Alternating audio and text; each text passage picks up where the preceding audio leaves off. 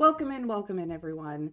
We are still playing The Next World with the Planetary Exploration and Rocket Ship DLCs installed.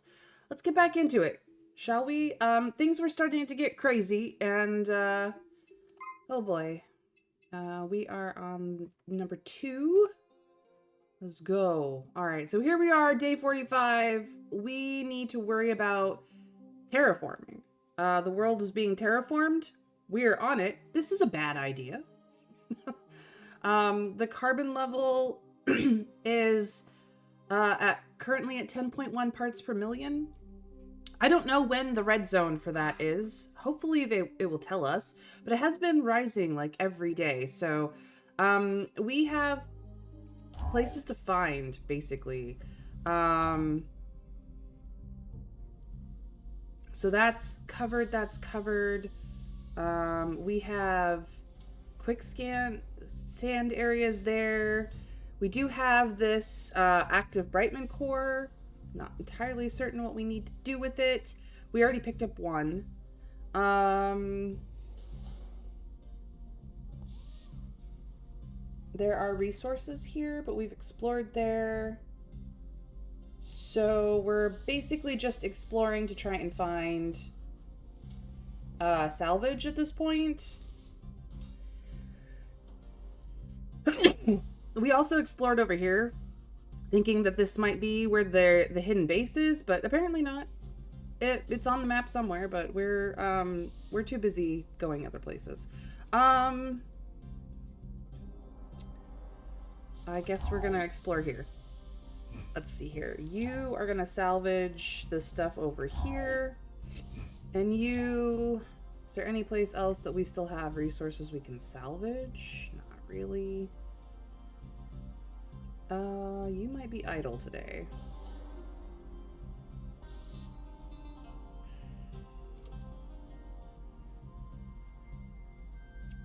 Yeah, it looks like you are gonna just be idle. Alright. Which is fine. We have modules that we could run.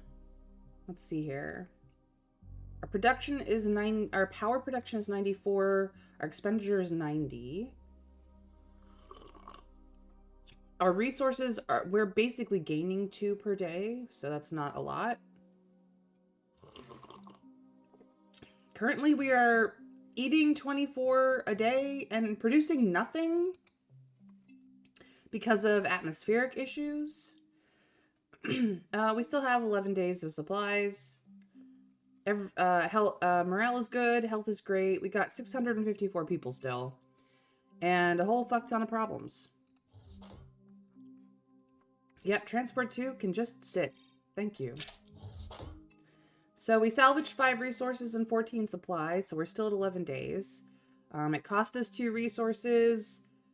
We mined a single resource. I don't know why these levels are so low. Hydroponics should not be something that is affected by the light of the atmosphere, because if you set up hydroponics correctly, the lighting should be inside. I'm confused. I mean, I understand that it costs solar panels to run the lights, but like, we are making enough power to run the lights. There's something unbalanced about this game. The further in we get, the sloppier it gets. The beginning stuff was okay, and now the science is getting wackier and a whole bunch of other things. I'm not entirely certain what's going on, but we're still surviving, I guess. What'd you find, Rover? Another entertainment module, which I'm not gonna use because it's not useful for anything. I haven't even built the first one I found, but it is what it is, I guess. Okay, Rover,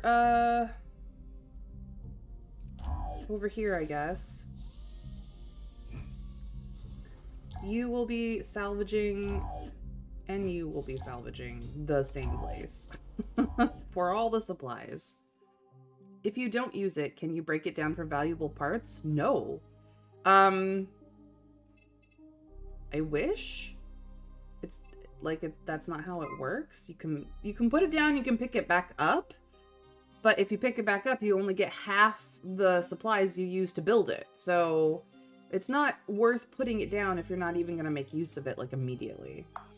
For that matter, I have another habitat, but I've never even hit the 500 power cap on the first habitat. So like, do I put it down?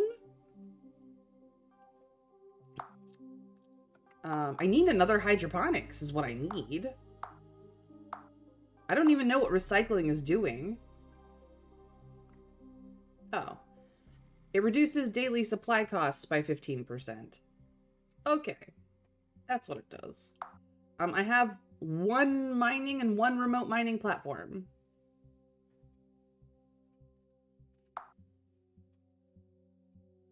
So all the entertainment thing does is boost morale in a way that I don't need.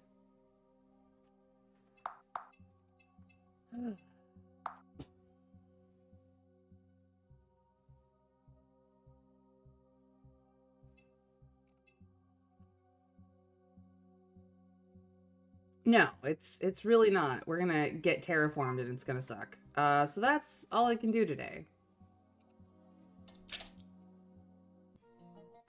Let us salvage it and then take all of the stuff. We're at 10 days.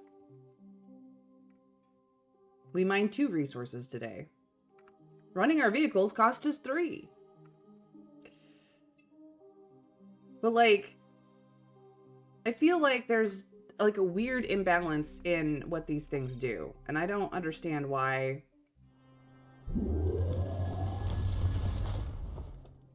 So I was talking about this last night too. There were 6 habitat modules and somewhere between 3 to 6 hydroponics modules to feed all the people that would fit in 6 habitat modules.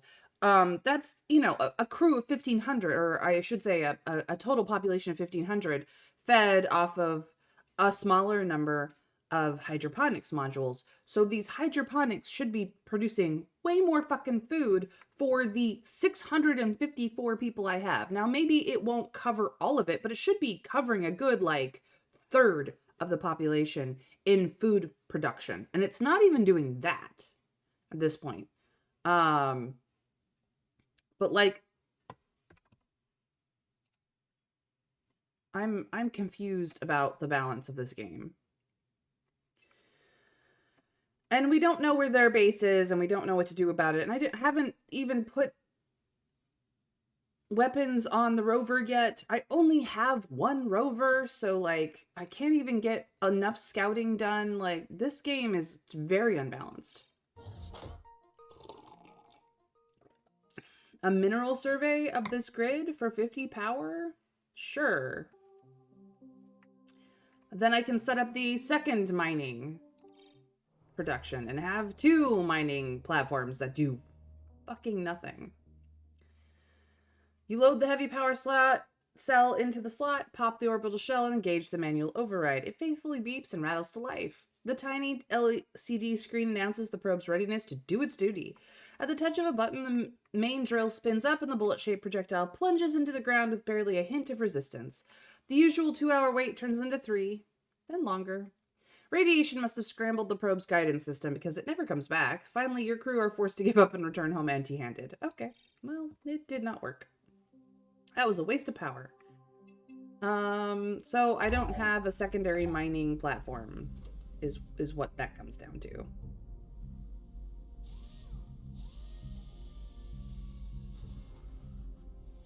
Oh, this is the scanning satellite. We never did make use of it. No, I'm just gonna explore here. And you were gonna salvage all the supplies. There's no resource, just supplies. And you were gonna be idle, because there's nothing else to fucking do. If I had 2 rovers, I could do more things, but no. Yeah, the numbers really do not add up. And I understand that it's supposed to make it hard, but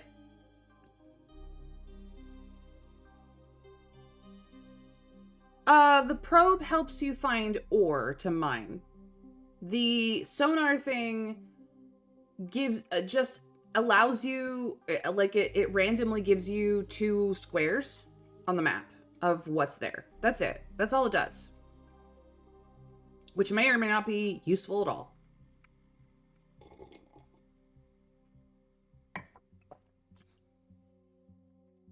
Like, yeah, transport 2 can just sit. So we got some supplies, so we're still on 10 days.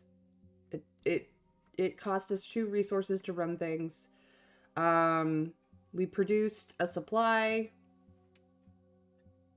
We mined 3 resources today, so we're actually up a resource for once. And we're up 2 power. But the power fluctuating so drastically is ridiculous. Fear has become part of everyday life since you arrived on Solitude, but the planet's newfound restlessness has all your people even more on edge. A slow, brooding unease is continuing to spread, and there's no end in sight. What did you find, Rover? Spots a landmark that can be seen for miles, a scanning antenna torn from the Exodus Bridge section. Despite being twisted and bent, the antenna still towers above the surrounding landscape, which gives your rover crew an idea. They take the opportunity to climb it and make a detailed survey of everything in the visible area. 2 adjacent grid markers explored. It was not adjacent the last time we did this. Like, that's kind of bugged. So, yeah, like, that's what it's supposed to do. And this one did not that. Some debris from the Exodus jettisoned while still in orbit has begun to fall due to orbital decay. A few pieces land within spitting distance of your colony, and by a stroke of luck, they remain in good enough shape to be easily salvaged. We gained 4 resources automatically. Yay. Well, no one wants to talk to us, so we know that there is fallen lockers here, which we can then go salvage, which is great. This will cost us 10. This cost us 8. All right. Well, now we're ahead. So we will salvage everything here and salvage everything from here. Cool. That will help. Why 2 adjacent? Why not all those surrounding it? Were they only looking in one direction? Well, to be fair... Here. I'll go back to this. This is where we found it. These were all found already, so it really could only do these 3 at best. I think it only does up and down, side to side, so it only really could have spotted the 2 that we already had. So but yeah, when we did this one, we didn't get the 2 things. We got something that was in like a completely different direction. It was really stupid and bugged. This has overridden a thing that we found there. The cockpit is gone, so it's a little silly. PP, welcome in. I hope TCG Card Simulators, Shop Simulator is treating you well. So yeah, it's just a little silly. So we're now back up to 11 days because we found 41 supplies out in the field. We apparently didn't mine any resources today, and we produced a single supply for whatever fucking reason. Atmospheric and geological readings are getting more alarming by the day. Your team warns you that exploration is going to become dangerous in the weeks ahead. Well, I don't know what to tell you. Just storms. And a sudden sandstorm sweeps down into Rover 1 as it tries to make its way across the Exodus crash site. Their Geiger counters crackle to life as the powerful winds kick up clouds of radioactive fallout. The crew frantically searches for cover and eventually finds it, taking shelter until the dust clears. Racing home, they go through immediate decontamination and are rushed to Dr. Montero's infirmary. Sadly, it's too late already. You're forced to watch helplessly as all 4 crew members gradually succumb to acute radiation poisoning. A rover is decontaminated easily enough, but those 4 lives are lost forever. Like, I didn't have any choice in that. It became dangerous after I had made the decision to send them out.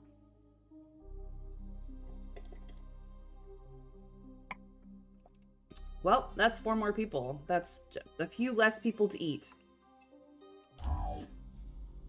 This is stupid. So that's very radioactive. It's a radiation storm in that area, apparently. We'll go here then, because the storms have gone this way. Alright, you will salvage here. And you could salvage here, but that would probably be a terrible idea. Ah, we're not getting any resources because this is apparently unpowered. We've been using too much power. So I guess you're staying idle today. Ah, that's why. Well, since the platform is unpowered anyway, I might as well just turn this off. We'll just build this up a little bit. I don't know why it's not pulling from reserves to run it, but we'll see if that changes something.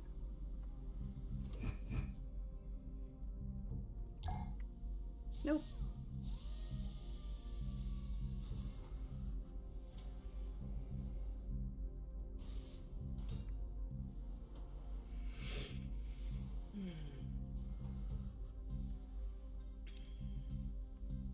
Screw it. I need all the stuff I can get. That's the day.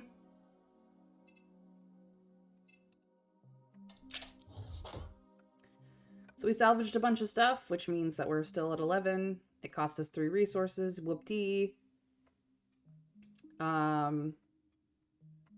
We still have a bit of a pocket of power, and things are reducing even further. Solitude is starting to show the effects of climate change as its atmosphere thickens. The winds in particular are growing more powerful, persistently kicking an extra layer of dust into the sky. The heavier blanket blocks out some of the precious sunlight you used to get. Solar output is permanently reduced by 5 per day. I don't even think solar's doing anything at this point. It's fine. What'd you find, Rover?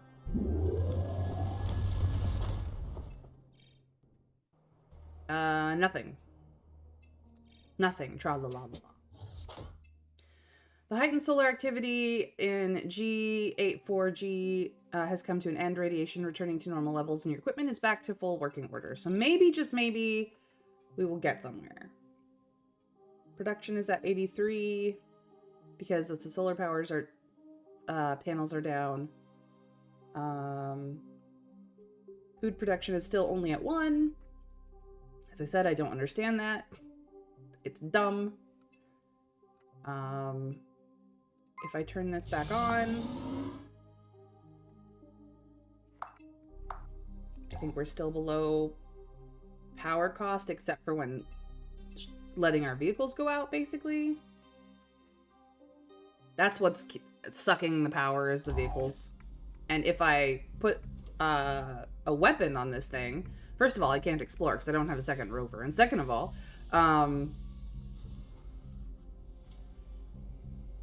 well, at least it's empty. Apparently there are supplies and resources there. That's funny. But second of all,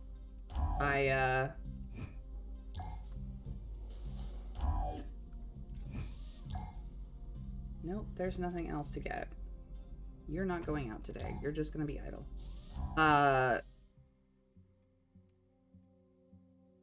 Then my ability to salvage the stuff that's keeping us alive gets backed up. So until I find a second rover, I'm kind of SOL anyway. All right then. That's what I can do for today. Sure, we'll start that. Can now begin construction on your new starship. Would you like a quick rundown of the features? Yes. Your ship currently consists of 1 command deck. You can expand by attaching various modular pieces to the command deck. Each piece has unique properties, either adding functionality or improving your colonist's chance of surviving the difficult journey. Okay. The maximum size of your ship is 7 by 6 squares. To build a new section of the ship, it must be attached to a neighboring section. Keep in mind, some pieces are limited and can't attach in all 4 directions. Some specialized pieces can only be built on certain parts of the grid. These are... Control fins can only be placed on the extremes, left and right columns. Solar panels can only be placed in the furthest 2 columns. Large thrusters can only be placed on the bottom row. The construction menu will give you the detail, dual tips, and any other information you need to build your starship section by section. If you end up regretting the placement of any section, you can toggle the deconstruct menu to rid of it. Everything used in its construction will be refunded. Okay, cool. Nope, no repeating, please.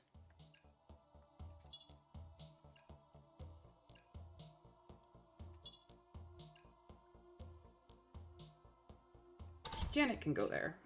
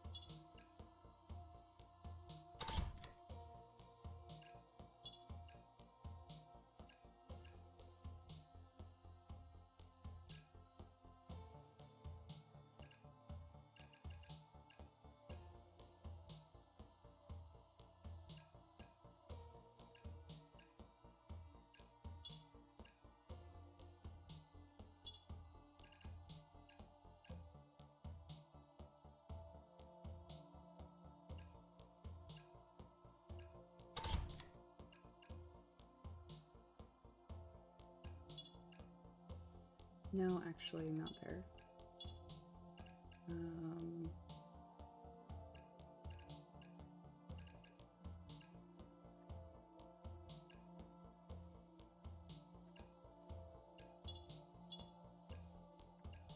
Right.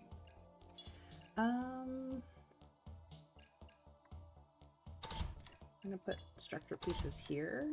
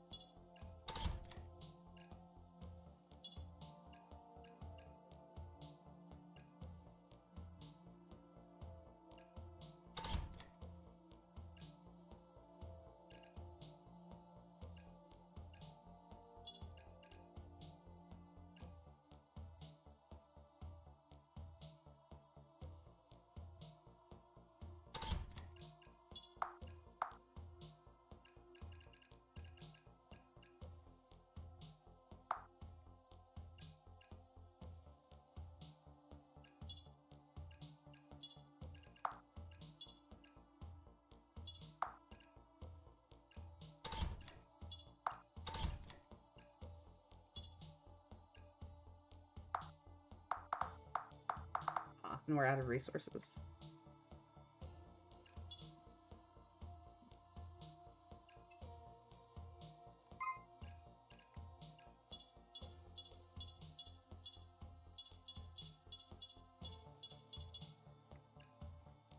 Alright. It's interesting.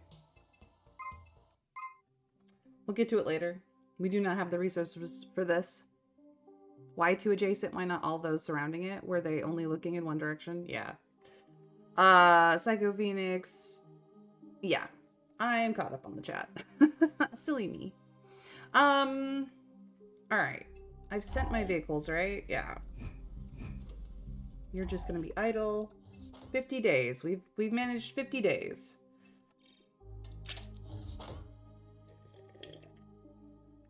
Okay. We've salvaged 9 resources. We spent 2. We produced 4 supplies today. So we're still at 11 days. We still have extra power. We have less power, but because we've been using the power. This is not... They're stuck in the thing. Okay.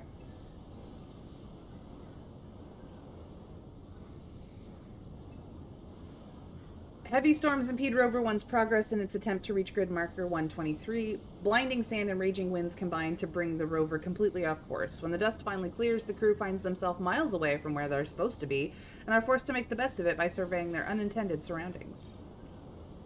What did they find way over here? The intact container your crew stumbles upon is an unusual one of the ship's hangar modules, designed to house the great shuttles that would have flown all through the skies of Tantalon. On Solitude, the shuttles couldn't even take off for all the dust, rendering the hangar completely superfluous. If nothing else, your rover crew manages to recover some of the heavy-duty power systems, which should upgrade your throughput all over the colony. All modules have their productions permanently increased by 1 unit per day. That's small. Commencing construction of a new ship is something you can't keep secret in the small colony. People want to hope. The symbol of defiance against the odds of going back into space where you belong gives them that hope. For now, nobody's thinking about the sacrifices that will need to be made or the people who will need to be left behind. They just feel like celebrating. The general mood in the colony definitely sees an immediate uptick. There's just one more thing. What are you going to call her?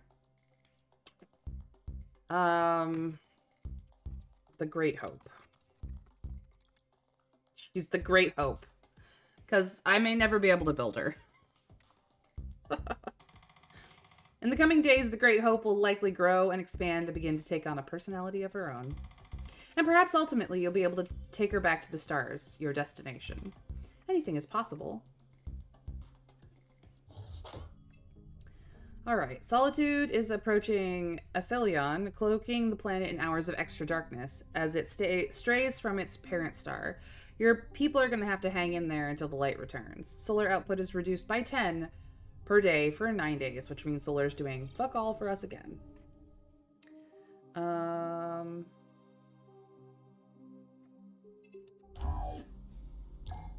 This thing still does not have power.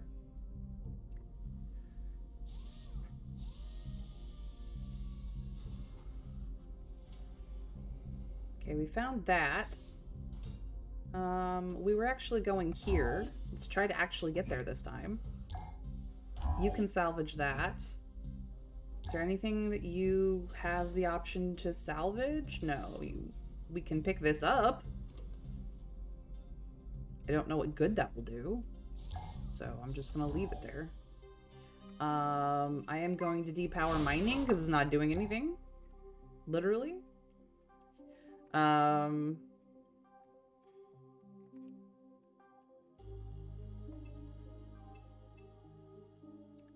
We're up to 20.3 parts per million carbon. I don't know where to find any of it. So they don't give you any clues. They're just like, go look in the map.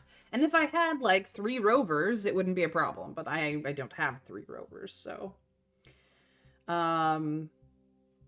We basically ate the amount of resources we found, but we got some supplies. So our food stays at 11 days. And we have more power again. Yay us. Fear has become a part of everyday life. The planet's newfound restlessness has everybody on edge. Everybody's upsetty spaghetti. Is what it is. What did we find, Rover? We are gonna feed them to the recycler because that is what we need. We got 7 units of supplies and a resource. Morale goes down, but I will live with that. It's fine. Alright. So another body. We're gonna go here. You are gonna salvage here. And there is no more salvage to be had. So you're just gonna sit and look pretty.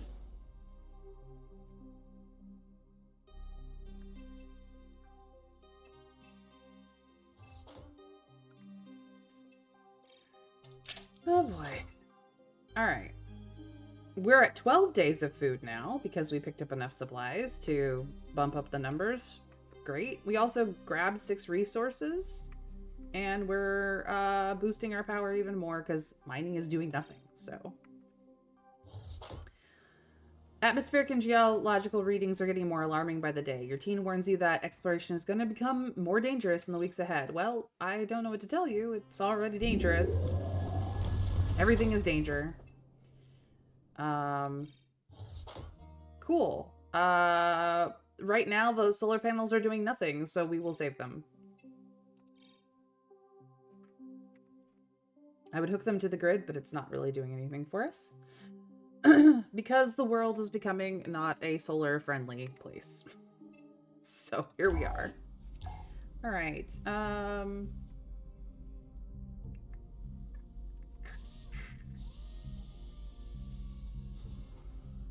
we're gonna go here. You are gonna pick up all the salvage. Your buddy is gonna just sit and be happy.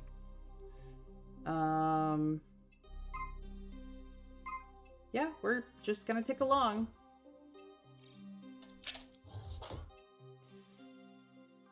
So we're sticking to 12.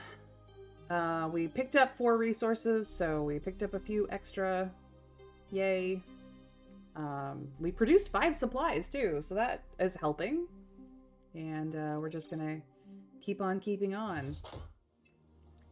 Solar output is permanently reduced by 5 per day. As I said, solar is doing fuck all for us right now.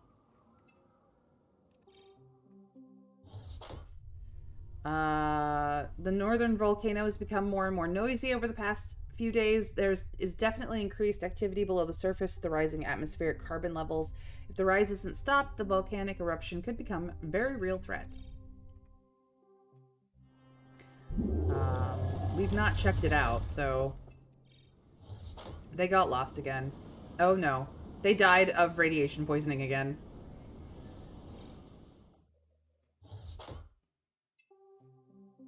An amateur stargazer in your colony has made an important discovery. There's a fast-moving storm of meteorites coming from the outer solar system towards Solitude, set to arrive within a day. It's hard to say whether they'll all burn up an entry or if there will be impacts. If there are, the colony could be at risk. Some people are already getting worried. Others are more excited to see the spectacle. We told people to enjoy the event last time this happened. We needed the morale boost. This time we're going to reinforce the colony to withstand the impacts. Because I have the resources and morale is fine.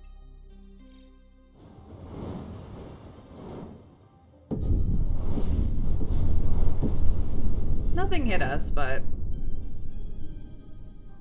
it's a big map. Using some of your valuable resources, you drop a plan to add extra armor and internal braces to your modules. All your colonists pitch in with the construction. It's costly, but the safety of your people comes first, right? Job done. You hole up and wait for the meteors to arrive. Turns out it was nothing to worry about. Only a few of the meteorites actually make it to the ground, and none strike anywhere near your colony. Even so, despite the unnecessary effort and a bit of grumbling, most of your colonists feel a little more at ease with the extra protection around them. Also, it might help us weather the terraforming event that's going to happen, whether we like it or not. Alright. Another day of searching and salvage. Yeah,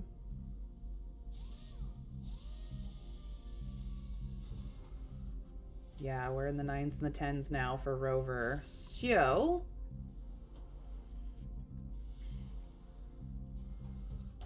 There we go. Guys, be very careful.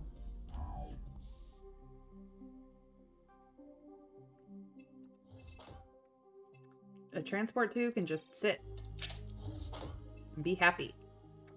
We got some stuff, which is good. Almost remade the, like, we're down a resource at this point from building stuff up. And of course, 2 more because running the vehicles costs resources. We made 5 supplies, found 14, so we're still at 12 days, which is pretty good. And we are still within a power bubble, so yay for us.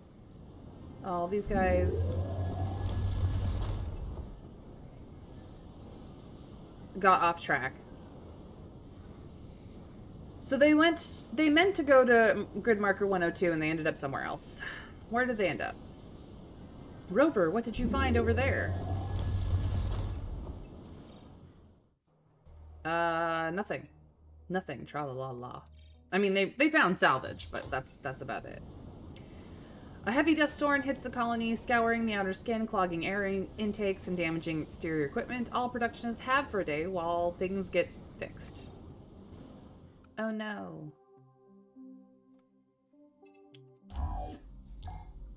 Alright, well, please attempt...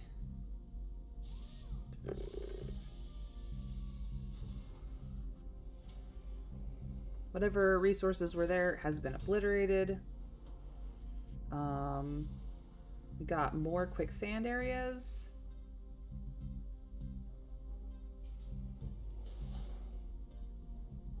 Go here and scan then. You have no salvage to find. Right.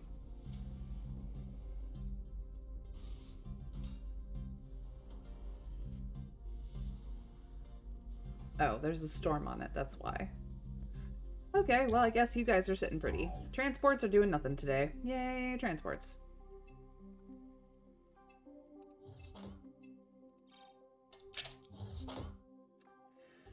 So we only lost 1 resource. We produced 2 supplies instead of 5 because everything's fucked. And power production, still fine.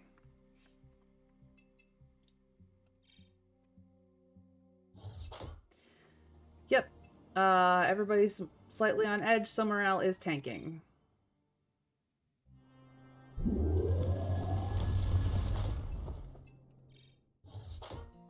Launch it! The launch rail hums to life as your team hooks up the necessary energy cells. ScanSat-1 reports ready. Charge builds in the powerful electromagnets, and then, in a blink of an eye, the satellite is hurled screaming out into the atmosphere. It's easy to see it tumble madly across the sky by the white-hot friction flames lapping away at its shields. The survey package works overtime while the ScanSat's comm laser reports its finding back to your colony as quickly as it can.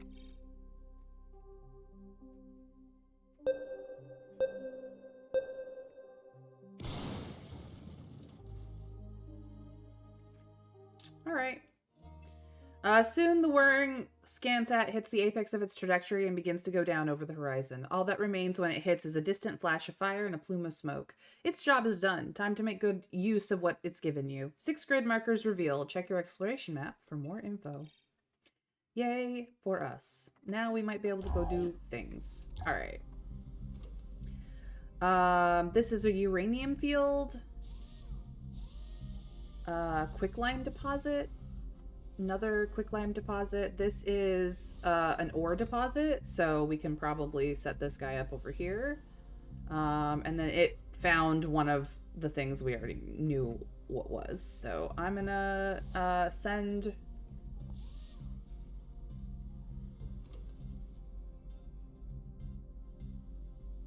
It's unvisited, but it's technically explored. Okay. I'm gonna send you here. No. You are gonna go get the mining platform. You...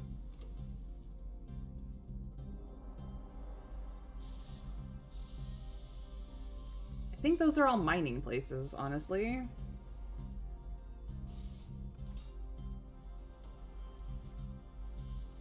Yeah, everything's...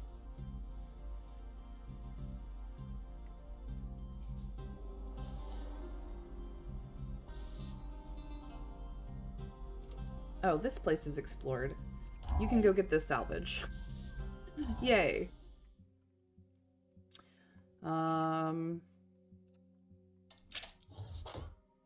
Alright.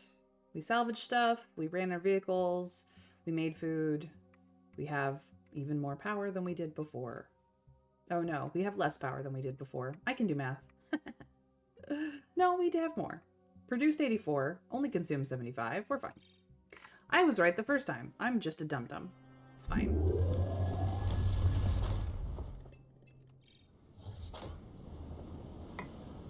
And they died. Great. Drilling platform can now be redeployed. Fantastic.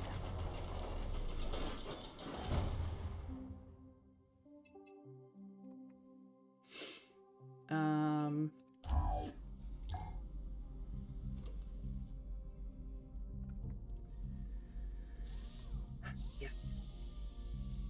Go here and find out what's there. You can go here.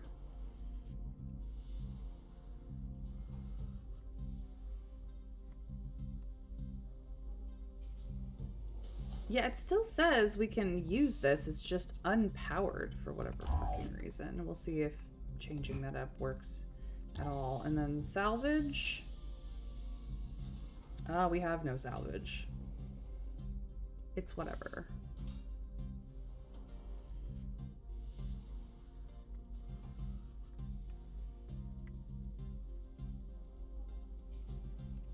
You're just sitting at home, I guess.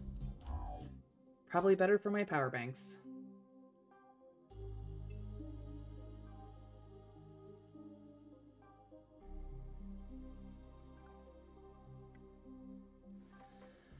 Alright, well, here we go. End the day.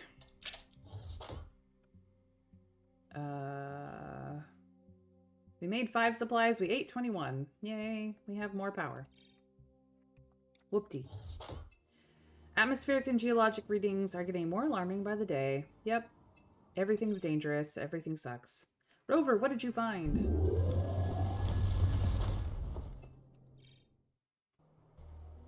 Despite a hard day's drive, your rover crew fails to locate any new landmarks of significance, and they continue to search further out from the colony. Yay, it's been deployed. Yay.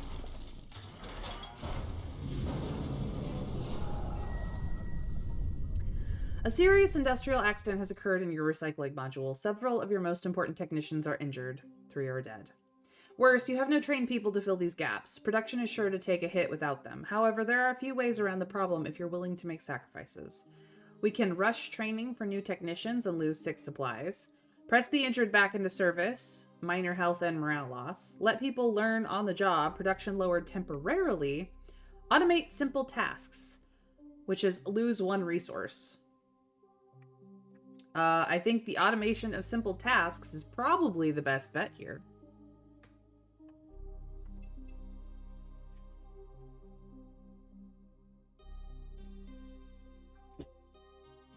Why they weren't automated already, I don't know. There's enough computing power available to manage some of the things normally done by hand, and resources to build some simple machines to help. It should ease some of the strain on the survivors, at least enough to let them carry on managing the module without interruptions in productivity. You lose a resource, but the recycling keeps going. I would think that that would also, when the injured heal, give them a bit more time to train replacements for the people they lost as well. But, like, that's just me. Whatever. That was dumb. Random. And dumb. Oops. Okay, so there's nothing, probably nothing around us. Go find out what's over there. Do you have any salvage you can do? Yes. Go fetch. Alright. Transport 2 just gets to sit out again. We salvaged resources, we ran vehicles, we made food, we mined 6 resources, yay! Helped? Frickin' A. Yeah, the northern volcano is going to erupt soon.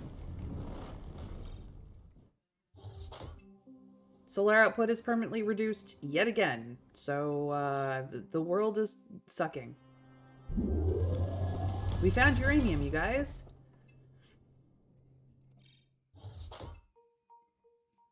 A sudden spike in atmospheric radiation warns your rover team of an unusual terrain feature ahead of them. A field of uranium-bearing rock sits right on the surface, so close that your people could bend down and pick up nuggets of the stuff. They immediately retreat to a safe distance to deliberate. An infusion of uranium could significantly boost the power output of a reactor module. However, it would undoubtedly increase radiation levels in the colony, let alone the danger of retrieving it. Without protective equipment, the whole rover crew would probably die shortly after bringing the stuff home. You'd have to send another mission to recover it safely. I guess I'll come back for it later, but now is simply not the time. Your crew returns home, empty-handed but with knowledge that may prove useful in the future. Can I build the protective equipment? Is there some way I can do that? Doesn't seem like it. So now we know it's there.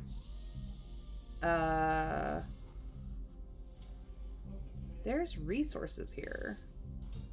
Okay, I may have to go back for that. Go scout the quicklime and see what brings that. Go grab those resources. Do you have anything you can do? No. I don't think so. I think everything is pretty well salvaged. Because I've been kind of on top of it. There are resources here. Go pick them up. You get to do something, Transport 2. Feel special.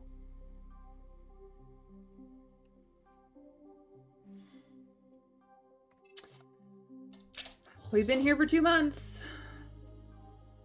So we salvaged 16 resources. That was a pretty good boon. Made 5, mined 6. I mean, we're going places now. What did we find at the quicklime deposit? A careful survey of this grid marker uncovers a rare surface deposit of calcium oxide. In other words, quicklime.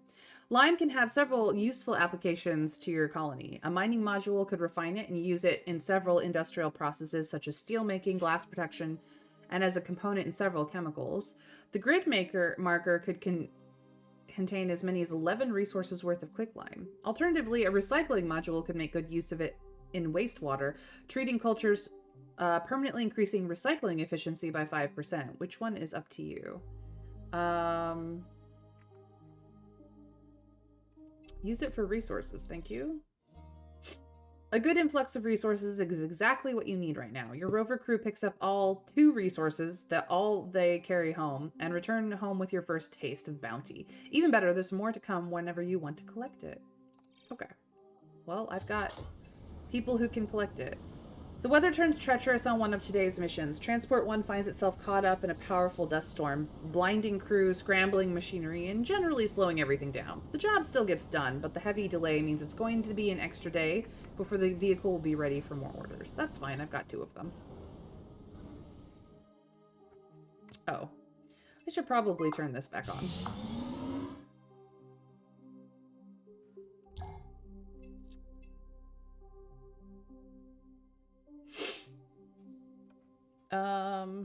Alright. Well, then I want to scout. And of course, as soon as there are resources there, there's a freaking thing on it. Stupid thing.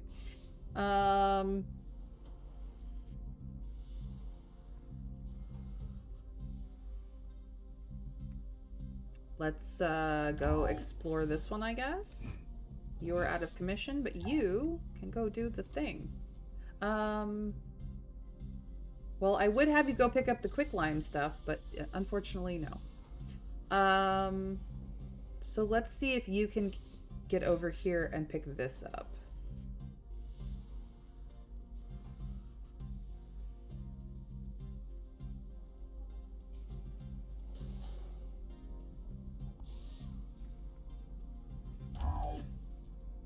Okay.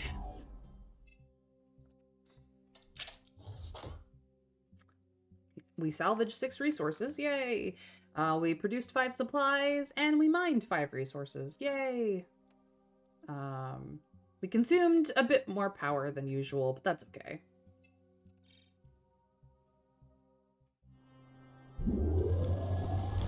What'd you find? We found more quicklime. So I'm gonna go for resources again, because that's what I need. A few days of heavy winds and freezing nights have taken their toll on the outer skin of your modules. Some of them are damaged or worn down, almost to the point of breaching in places. Repairs need to be made immediately. Base taking on the grunt work lays out your options. We can either do this quick and expensive or slow and cheap. We need 1 resource per module for the quick option, otherwise we'll have to limit production on most of our modules for 4 days while we carry out repairs at minimal cost. No, I got the resources. Please fix. You got it. We'll start work right away. Base jumps to get the job done. All repairs are soon completed, and you're ready to withstand whatever the weather tries to throw at you next. Cool. Done. All right. That storm is still there. Rude. I'm gonna go to this mountain and find out what is here. You are gonna go salvage this resources there.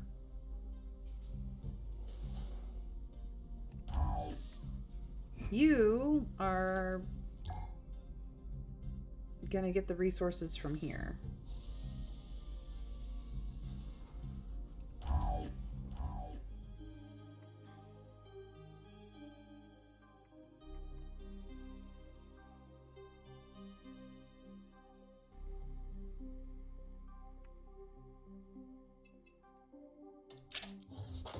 Going on month 3 now.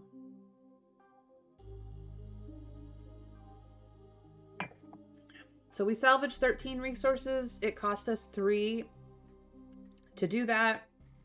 We made 5 supplies. We're still eating 20. And we mined 6 resources as well. We are eating into our power reserves, but that's okay.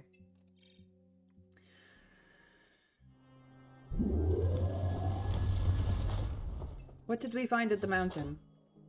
One massive outlier stands ahead of the northeastern mountain range, like a foreboding guardian, craggy and unclimbable. It's tall enough to be seen from the colony. Your people have already started calling it the Lonely Mountain. It looks just as foreboding up close as it does far away. However, Rover One's survey of the area finds a path quite high up the rock face as a lookout which gives almost direct access to the sky. A potentially very desirable location when you start thinking about the possibilities.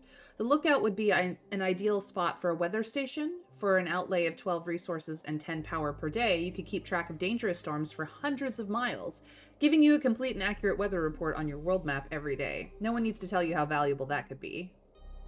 Return to this grid marker to build an installation. Cool. Probably could have done that sooner. It's not a special. So do I just take you there again? Or do I take... I don't know. Well, this is finally cleared up. Screw it, let's go here. I know what's going on. Nope, that just builds colony stuff. Which is not what I want.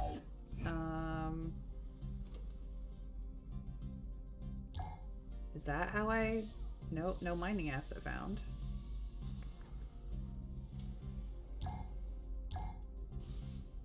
Salvage that, please. And yeah, that just does this.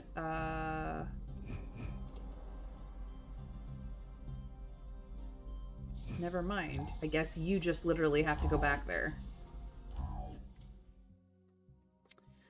Stupid. Well, I guess that's what I'm doing today.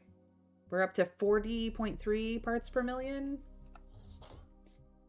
End the day. So we salvaged 9 resources. We mined 4. We only ate 93 power out of 83. Made 5 supplies. It is what it is. Yep. Things are dangerous. Did we finally build the thing? Establish a weather station, please. No matter the expense, you need to know what's going on in these skies. Your rover crew sets to work with a vengeance to raise the dish that's going to be giving them some advance warning of Solitude's destructive storms. It's up and spinning a few hours later, and a real-time readout blinks to life on your console, showing you everything you ever need to know about the weather. So now we know where the storms will be. Solitude is approaching perihelion again, lengthening and brightening the days as it bathes in extra light from the dim star. It won't last, but for now your solar panels welcome the windfall with open arms. So hopefully that's doing anything at all. Let's find out. Yep, it is. It's doing some stuff. That's cool. All right, rover. Now we see where the storms are every day.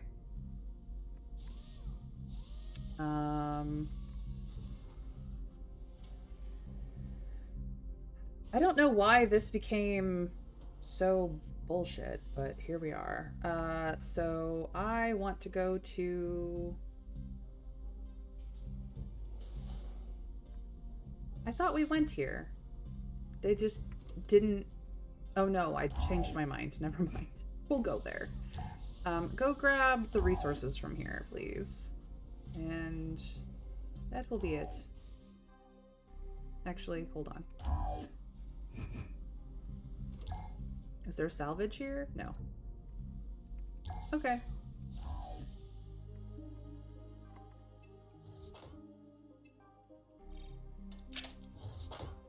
So we got 10 more resources. We made 5 supplies. We're at 7 days of food now.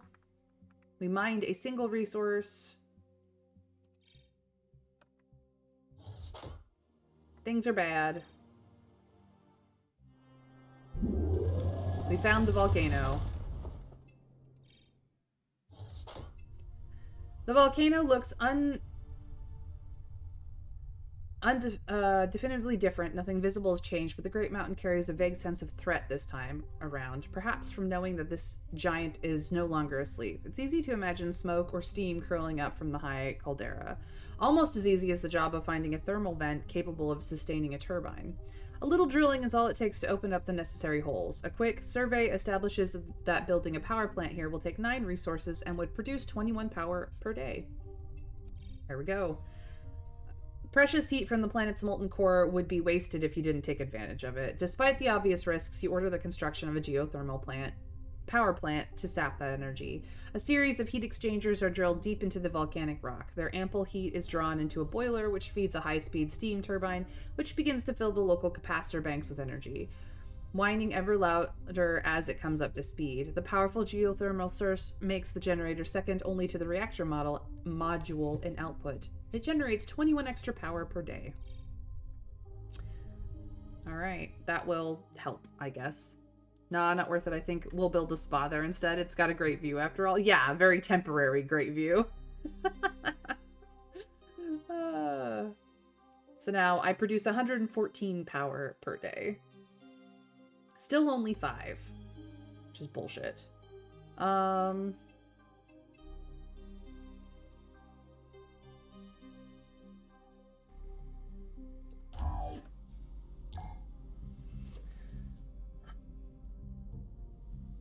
This is a sinkhole.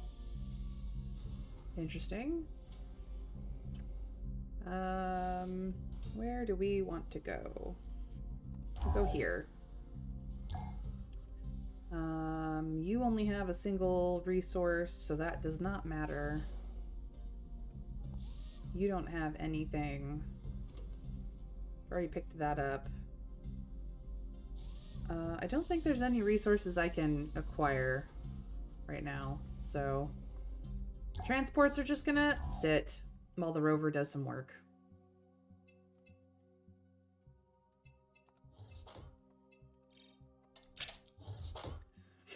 So we ran a vehicle, we produced 5 supplies out of the 20 we need, we mined 4 resources, and we have more power.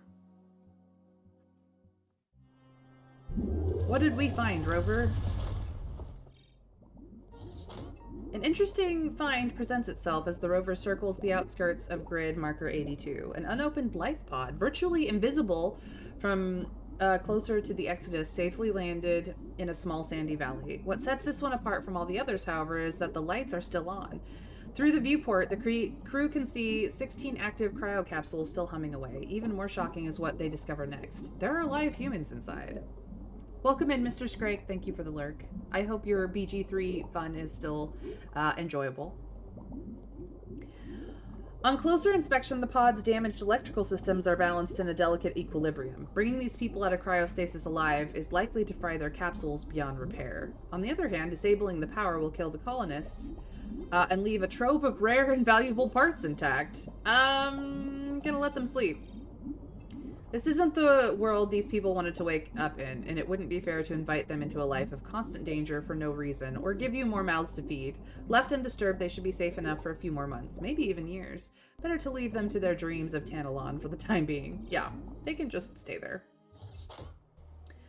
Dr. Montero's daily report contains bad news. The inoculations given to your colonists to see everyone through cryostasis are beginning to lose their effectiveness after 50 years, and you don't have enough shots to replace them.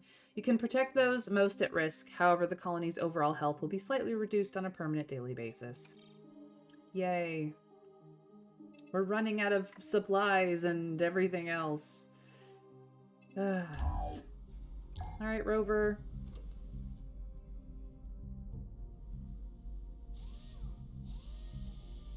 Go find out what's there. You, go salvage the supplies there.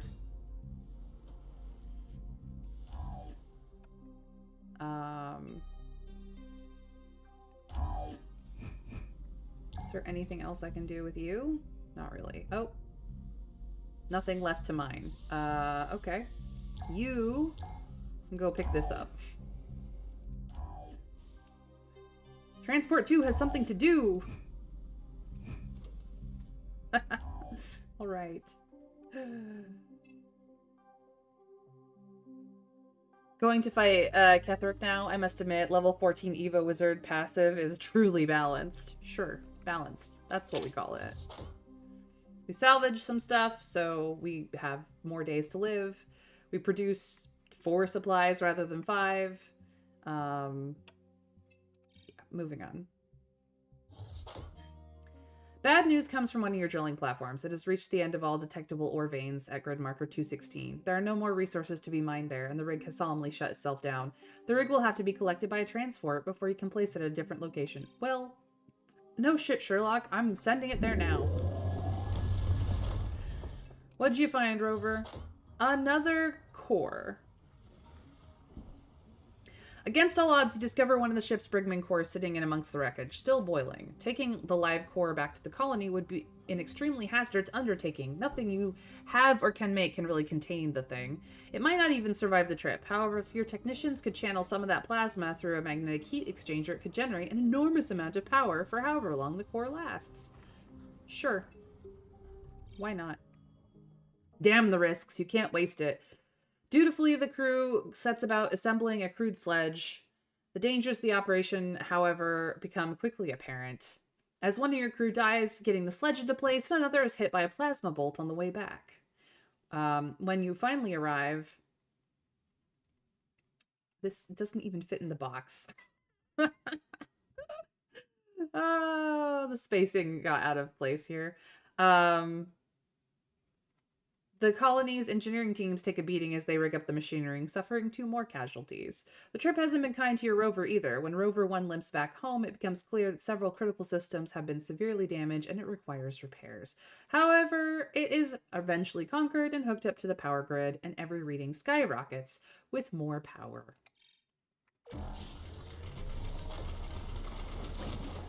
Drilling platform recovered. Well, you get to be fixed.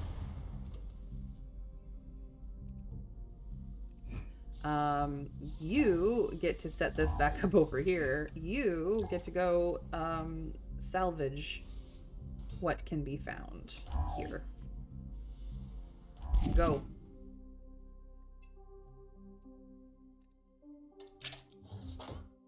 So we salvaged stuff, we ran vehicles, our colony produced not nearly enough supplies, and we have even more power.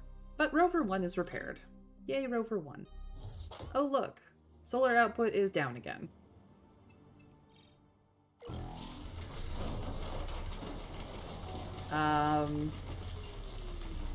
The rig is back in place where it originally was. And things are... production is halved because the storms are getting worse again in our area. So... yeah. About what I expected. But now I'm making 194 power. Whoopty. Okay. Rover.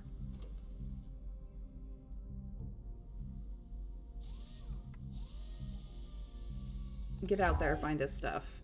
You.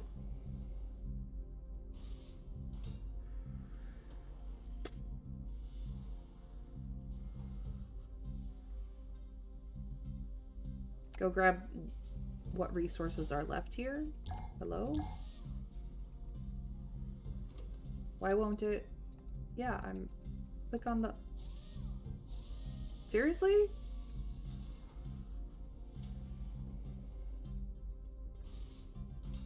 There's resources to salvage here. Why are you... It's saying it's unvisited? That's bullshit. I'm confused. Alright, well I guess you're doing nothing because I need to go visit it again. I'm not gonna go over there. I'm gonna find new stuff. So that does mean that... Is it just bugged? No, it was just bugged. Okay, it's fine.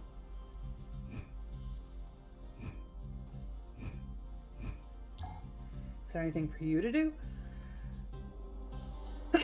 Oh, bless me. I don't think so.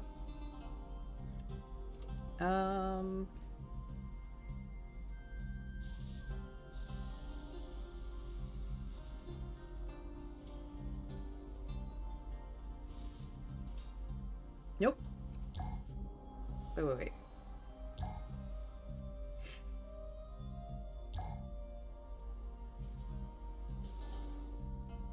Turn glow for revisitable squares on and off? Okay, that's interesting. I can revisit here?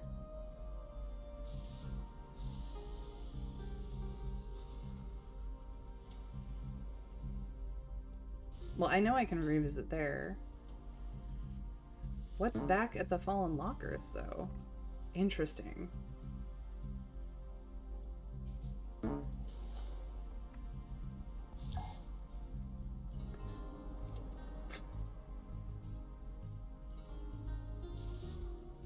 You get to be idle.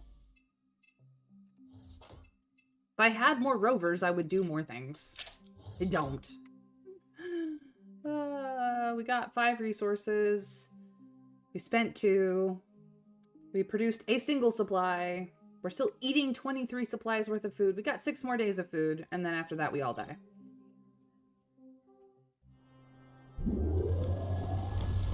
What you find, Rover? It doesn't uncover anything spectacular. However, your rover crew marks several small containers in the surrounding area that have gone unnoticed before. There's more to salvage in the nearby grids than anybody thought. In addition to the information, the crew managed to load up a few pieces of stuff to return home with. Nice. Okie dokie.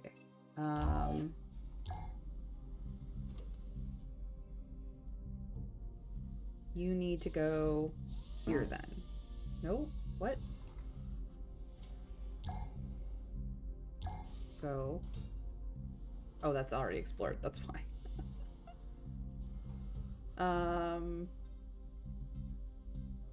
Go here then. You can salvage here.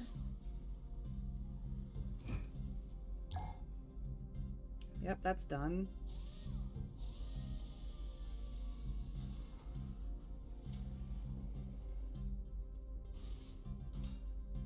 Apparently there's more things to salvage there suddenly. Weird. Okay, that's great. I think we're at our limit. Maybe? We'll see.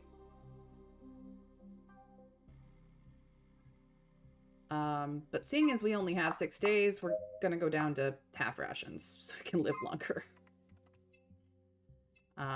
Which means that the morale's gonna tank. Yep.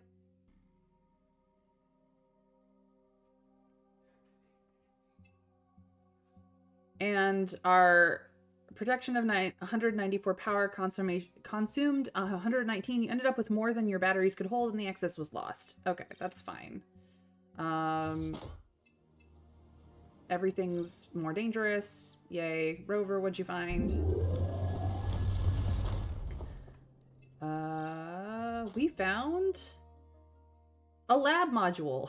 Its rough landing has left delicate equipment practically worthless. However, it's a good opportunity to salvage some rare high-tech parts that are difficult to find elsewhere. Your quick-thinking rover crew rips up everything intact enough to be useful and lashes it to their vehicle, bringing back the equivalent of 8 resources and 15 supplies. And probably more left there. It's been a difficult time for the colony's children since your rough landing on Solitude. People have done their best to cope. Rudimentary schools were set up using whatever tools and expertise was available, and the older kids have started to help out with uncomplicated labor. One factor hasn't been addressed, however. They're bored. Thank you for the bless you, Mr. Scragg. I know I've been kind of not paying attention to chat. Because I'm the absolute worst.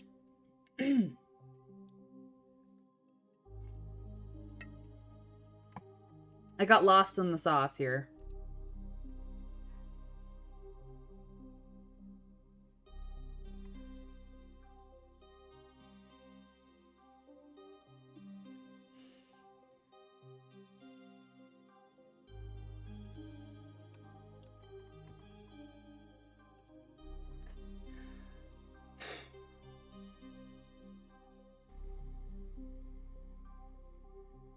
Well, get him. Ketherick's an asshole.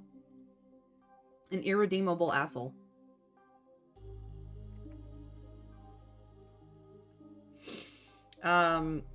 Bored children are destructive children. This becomes painfully obvious when some vital habitat systems are found to have the shiny parts torn out, requiring one resource of repairs.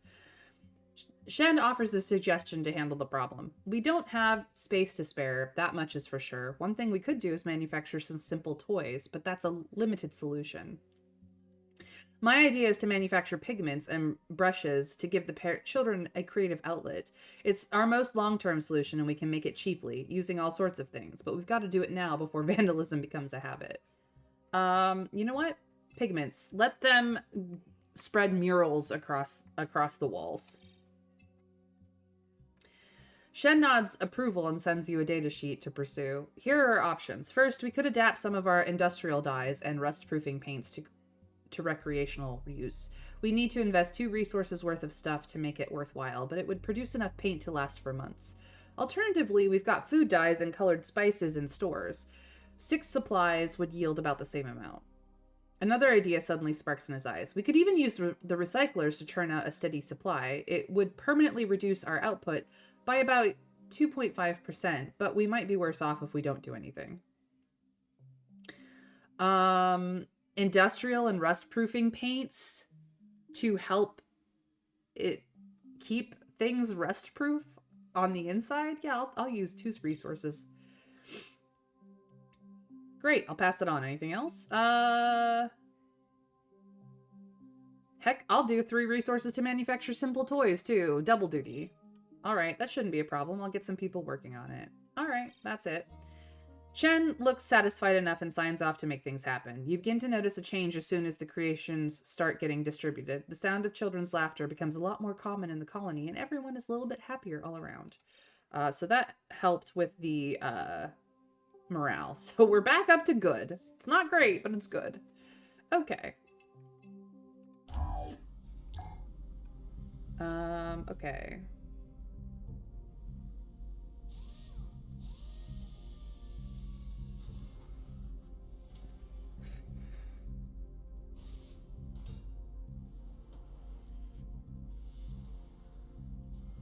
We can apparently go back here, and I'm not entirely certain why we would.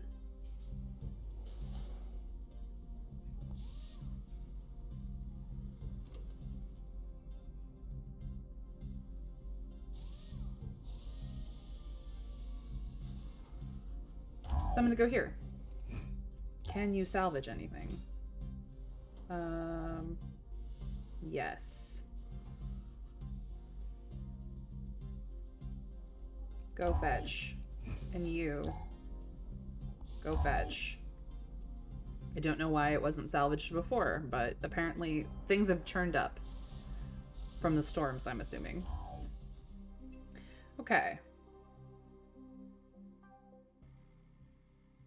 Actually, instead of go fetch, build the entertainment module here.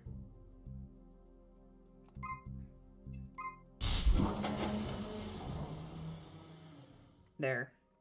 That will make people happier. Morale will go to great. Nice. Okay, so we salvaged some stuff. We ran all 3 vehicles. We produced 4 supplies. We're still at half rations just to keep the supply, you know, we're down. We're not producing enough food. And we still don't have more than 500 in our power banks. So hopefully this will eat more of our cushion. What did you find, Rover? Transport 2 sets off towards the Exodus crash site. Its mission simple and its target clear. Armed with a detailed description of the armory, Mary's access codes, the crew has no problem finding it. Yeah, we've already gotten this. We've done this already. Whatever. We have more of whatever. So now we have a boost to daily morale and a way to drain more of our power from our power reserves because we're apparently making too much power. You need to explore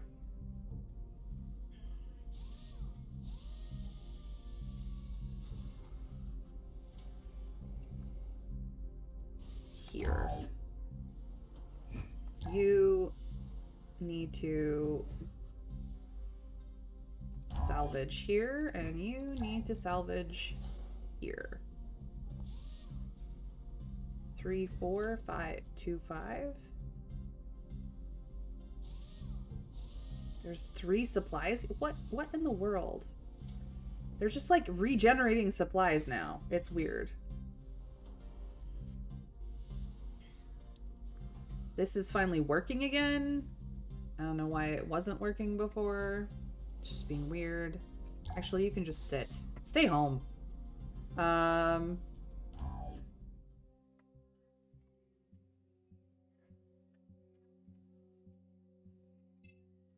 Yeah, health is now going down because we're on half rations.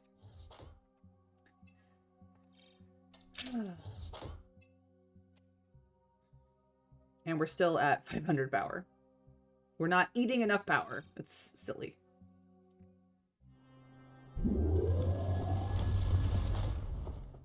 My idea is to grab some of those cryopods and stuff all the children in them to keep them out of the way until the colony is in better shape. Think of the children!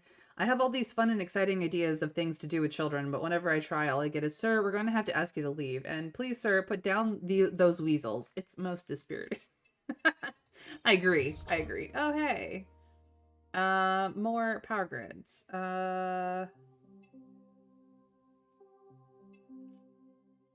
Sure. Hook them up.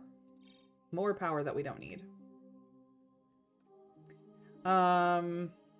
Okay.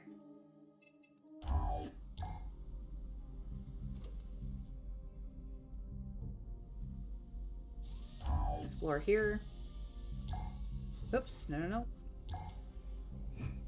You get to salvage this. Because there's a ton of supplies there. There's just not enough supplies and resources to matter for the power cost involved in getting there. So I'm just not going to worry about it. You could just sit.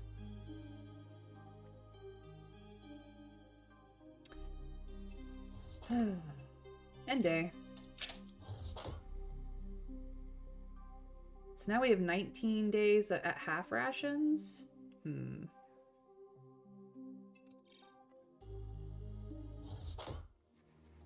Yep, things are getting bad. Morale is down. What'd you find?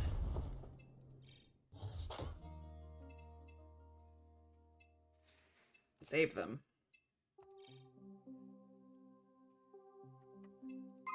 If I go back to normal, we have 9 days instead of 7. Nah, stay to half rations. It's fine. Okay.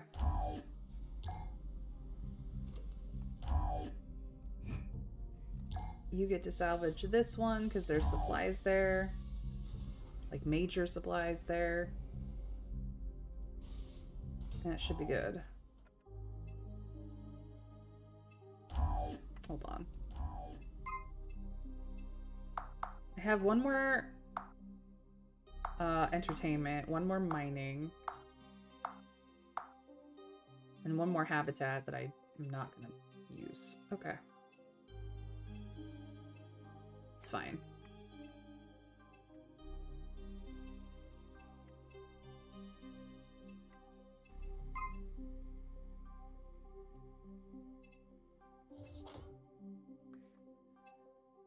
End the day. Okay, we got more supplies, so we're up to 20 days.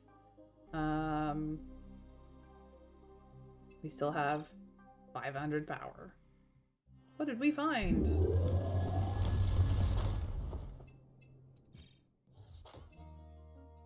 It's a recycling module. Yay!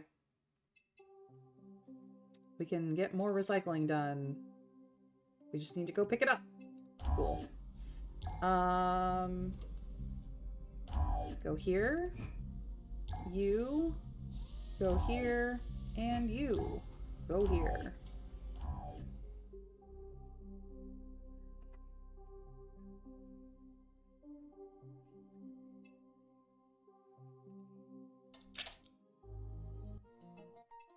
Grab the recycling module. Bye. Okay. So that's more supplies. Solar output is down.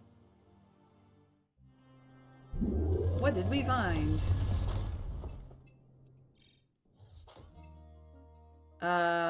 Your crew returns home to report they found the ship's another of the ship's medical modules in what would other be a fully equipped and provisioned hospital. Unfortunately, it is in ruins. The good news is that it came back with meds, supplies, and an immediate boost to health. So we're much better off now. All right, normal rations because we're up to 12 days of food, so that our health goes up, which will help. Cool. You are going to... Oh, man. We can't go salvage it because there's a storm there. So we're gonna go find out what's over here.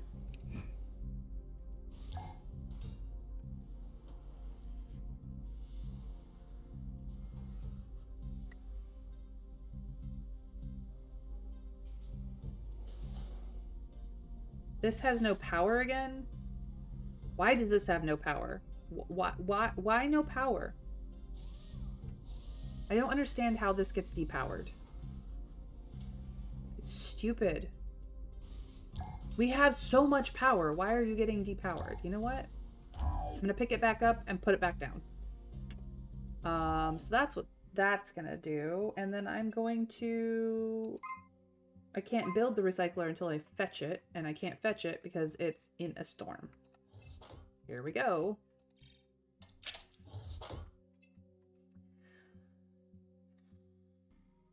Back down to 11 days. Still at 500 power. What did you find, Rover? You found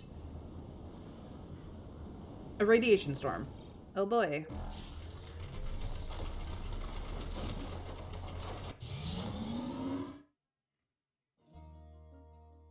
An unexpected call on your hand brain resolves into Nina's smiling face, looking smugly pleased with herself. Lucy, she says, I wanted to let you know personally that something I've been working on has started to pay off. With a bit of extra polish and some upgraded wiring, I managed to squeeze an extra few percentage points of efficiency out of our solar panels. We'll be seeing an improvement in power production from now on. Her report is accompanied by some figures that don't lie. Solar output is permanently increased by 8 power per day. Not that we are hurting for power, honestly. But here we are. Alright, well, you found more things. Go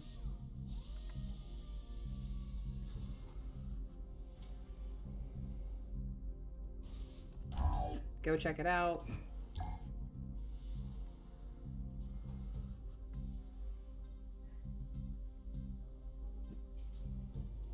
There's a medical module, and you get to go there as... nope, you don't get to go there. Where is the thing that I was thinking of? Did we get it? We must have.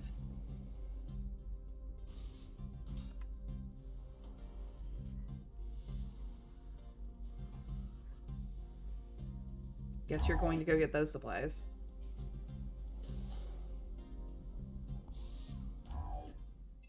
Did we pick it up? Recycling? Oh yeah, we did. Okay, well we will build that at some point. Go.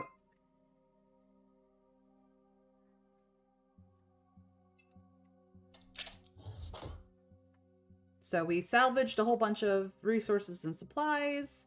We only made 4. We have far too much power. It's fine. Things are getting dangerous. We got earthquakes. It finally exploded. A sudden spike in your seismometers preceded a powerful tremor in the ground. Even from as far as your colony telescopes are able to see molten magma being ejected above the level of the horizon. The volcano at grid marker 26 has erupted, spewing lava across the surrounding area and casting a swath of destruction hundreds of miles wide. Oh boy. What did you find?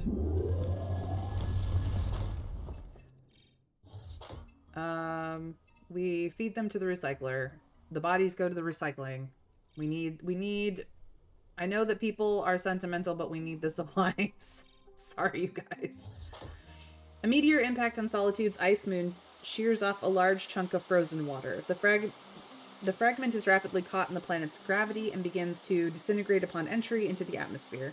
Soon, the unthinkable happens. Real, honest-to-goodness rain begins to fall on your colony. It only lasts a few hours, but some of your more quick-thinking colonists manage to collect a significant amount of pure water from the rainfall. We gained 5 supplies. We're up to 12 days now. The Brigman core you discovered has collapsed. You knew it would happen sooner or later, but nevertheless, the extra power will be sorely missed. I could have picked it up at any time, and I just chose not to. The entertainment module has been up for a few days now. Too much rejoicing from your colonists. Maybe a little too much. Productivity has gone down everywhere, and it's becoming clear that the fun and games are eating into people's work time. It's understandable that many of them are hungry for any kind of escape. The question is, can you really afford to let this go on? We can enforce time limits. Pure water, it had to fall through the atmosphere. If the air isn't breathable, then the water is going to be toxic.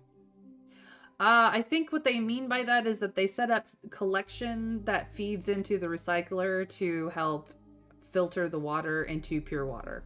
Trav. Or at least, I'm going to give the benefit of the doubt. But the science of this particular story has not been very sciencey. It's leaned heavily into fiction. Let's put it that way. Do we enforce time limits? Do we ask people to be more responsible? Do we let them have their fun? Because we're all gonna die anyway. Or do we get Nina to secretly modify the games to be less addictive? Nice. Nice, Mr. Scrake. Let's go. Booming blade damage. That's hype. But I need help here, guys. I need help with decision making. How do we handle the fact that everyone is very addicted to the entertainment module to escape the drudgery of being in a survival situation?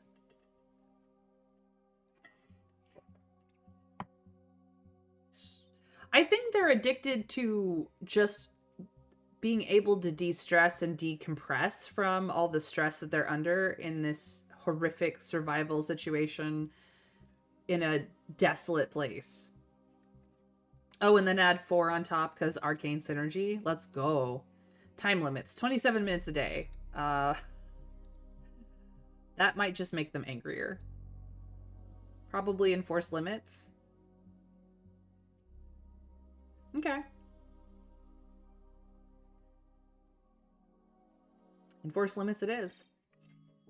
This is no time to be soft on skeevers. You need everyone doing their job. Some modifications to the machines and a few watchful security deputies make sure that nobody takes more than their allotted time, and production quickly returns to normal. Of course, the restrictions on everyone's time cause an endless stream of complaints in the future, and some of the shine wears off of the entertainment module as a result.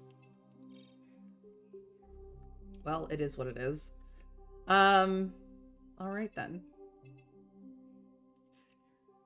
Let us build another recycler. Why doesn't it just automatically... It should just automatically...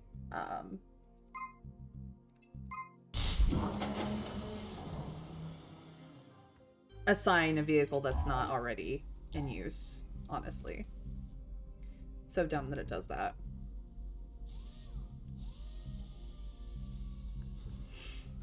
That is explored. So it's just this corner that we have not fully explored.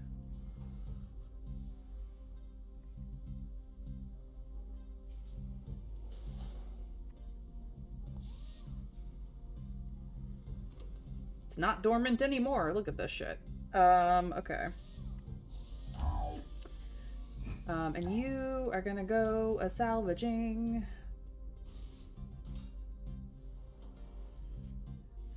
So weird that there's just supplies suddenly showing up in places.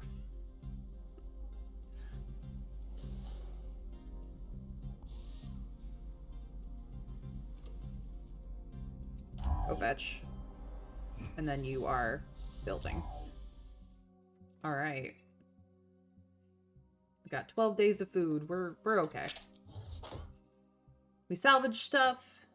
So we're at 13 days of food. We made stuff, which is helping. We are under the power capped again. Yay. What did you find? Please tell me it's another rover. Nope. Just salvage. That's fine. Alright.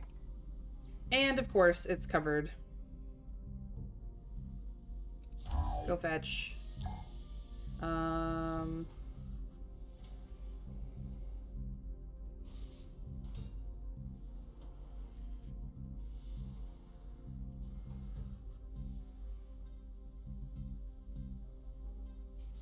Go fetch. What? I said salvage.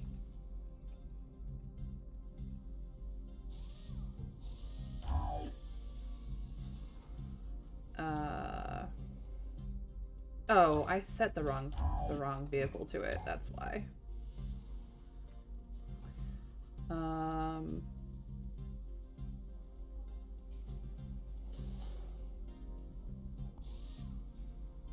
Go fetch. And you go set this up again. I think that it's bugged.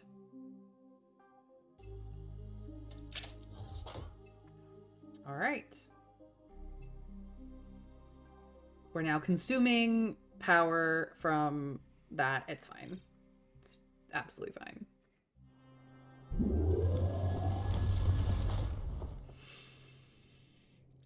Continue. A long search grid marker 202 doesn't uncover anything spectacular. However, your rover crew marks several small containers in the surrounding area that have gone unnoticed. There's more salvage in the nearby grids than anyone thought. In addition, the crew manages to bring back the easy pickings supplies. Yay. We set up the frickin' robotic drilling rig back up, and hopefully it stays powered for longer than 2 fucking days. All right. Well, we're gonna go. That's explored. We're gonna go here. You're gonna pick up the salvage here. You're going to pick up the salvage from here. Everybody has a job to do today. So, we're still not producing enough food. Ever.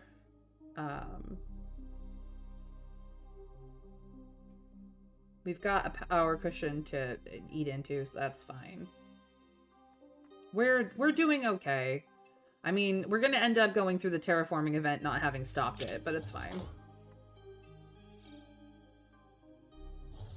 Yep.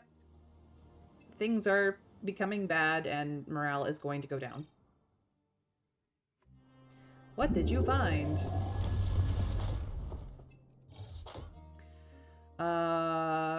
Just small, yeah, it's just more of the salvage, extra salvage.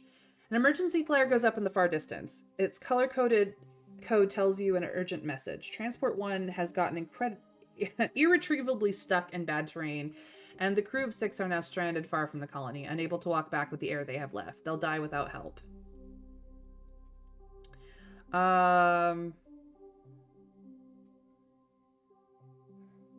We can scramble a rescue party to meet them halfway, tell them to conserve air until help can arrive, thoroughly equip an expedition to retrieve the vehicle, or send another vehicle to pick them up.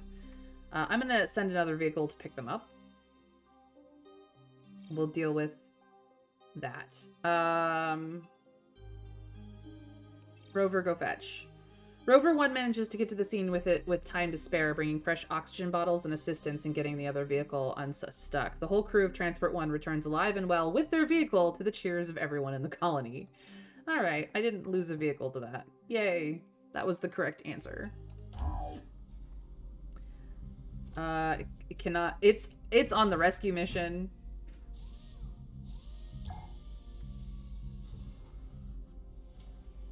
Go fetch.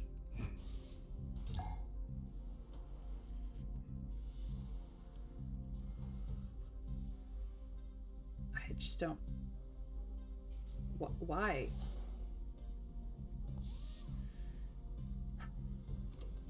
It's weird. I'm just gonna go fetch. Alright. So we salvage stuff. We have 14 days of food. Yay for us. We've mined 5 resources. Yay for us. Alright. You can now go exploring again. So go find out what's over here. In the corner.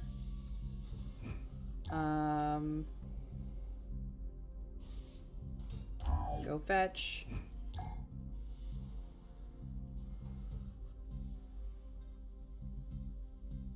Go fetch.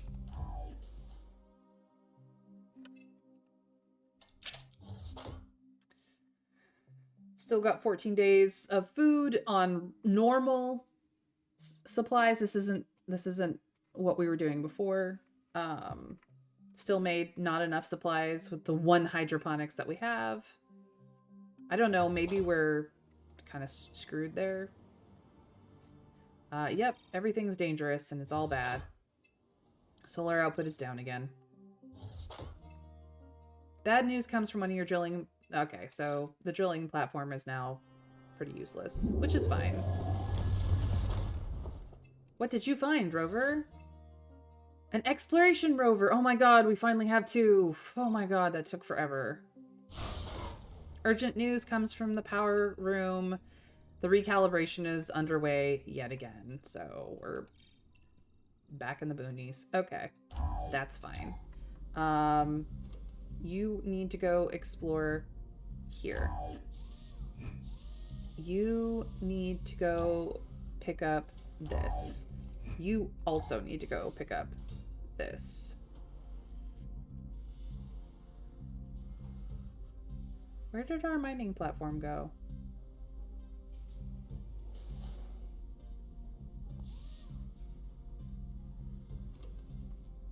Apparently it died. Whatever. Okay. We're gonna go get that.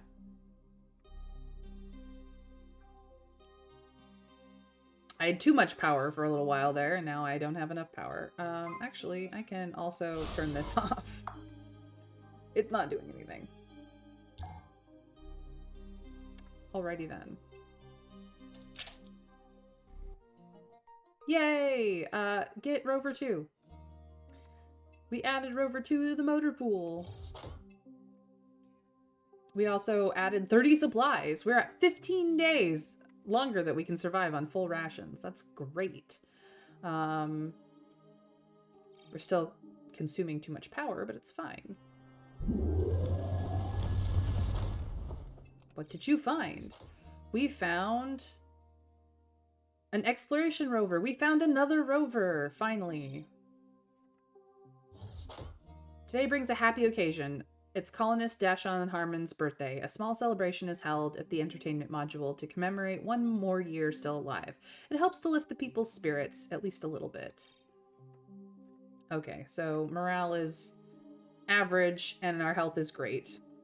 Cool. Rover 1 cannot explore here because there's a storm. Okay. Go here. Rover 2.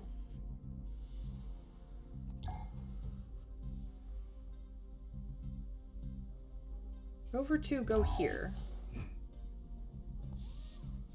You salvage for Rover 3, and you go pick up all the supplies. You've got hundreds of people. You've got birthdays happening every few days at a minimum. I agree, Trav. I agree, but it's a random event. That's all I get is a random event. We're really cutting into our power now because we've got all these things. Transport 1 rolls out on a mission. Salvage Rover 3, please, because I desperately have needed more motor pool people. We salvaged 12 resources, 21 supplies. Running the vehicles cost 4. We're consuming a lot of power. We need to stop. Here we are. The transport vehicles are what eats it the most. What is... Continue. The rover crew makes an unusual find on their survey of the crash site. A personal locker from the Exodus's cargo hold, perfectly preserved when virtually all the others have been completely destroyed. It's still attached to pieces of bulkhead from when it was torn out. Once they get past the lock, your crew finds a staggering range of contraband inside.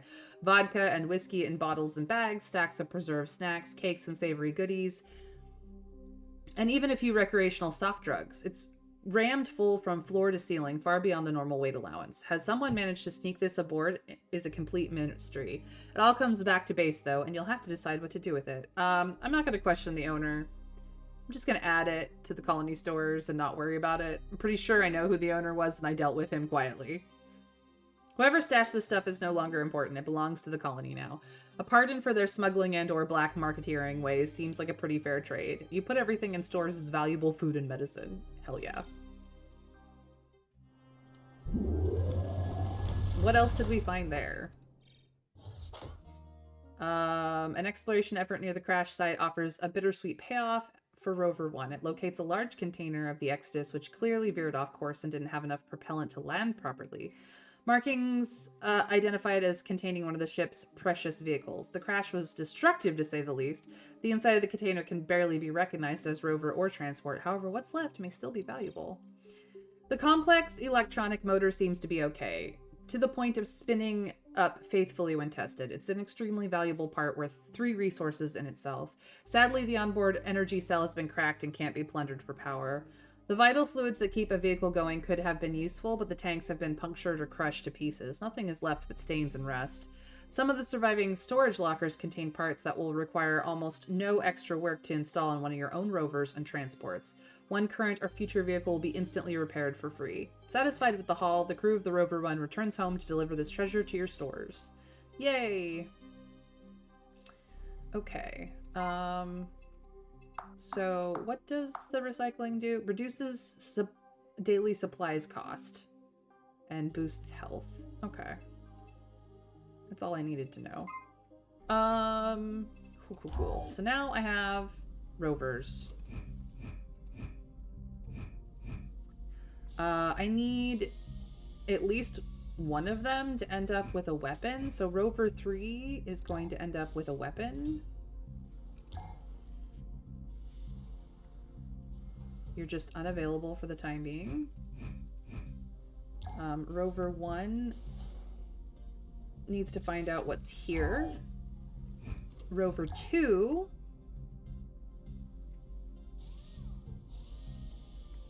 can go here. Rover 3 is out. Salvage. There's 4 supplies here that didn't get taken for whatever reason.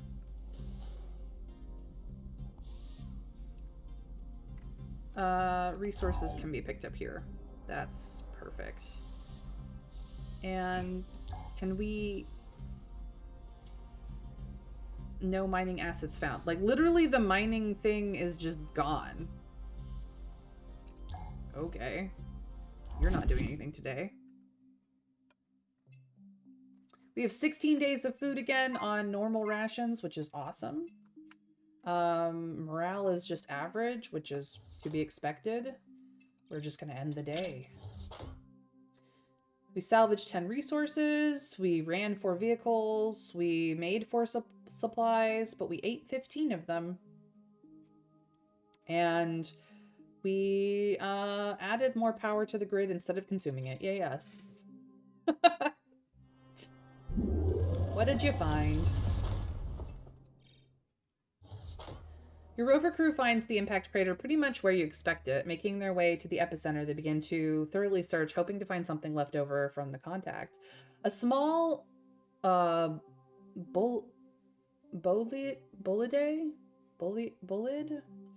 is found at the heart of the crater and immediately analyzed for composition. Unfortunately, it turns out to be made almost entirely of ordinary rock, without the meteoric iron, nickel, and organic compounds you might have hoped for. Rover 2 brings it back anyway, and what little you manage to extract from it amounts to a minimal boost to stores. Cool. What did you find? We found another hydroponics module. Awesome. We've needed that for a while. Heavy dust storm. Oh boy. Alright. Rover 1.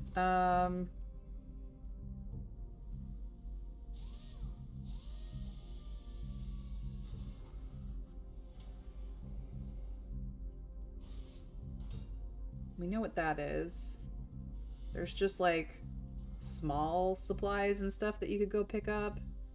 But actually, I'm gonna have you go here. Rover 2 can go here. Rover 3 is still out.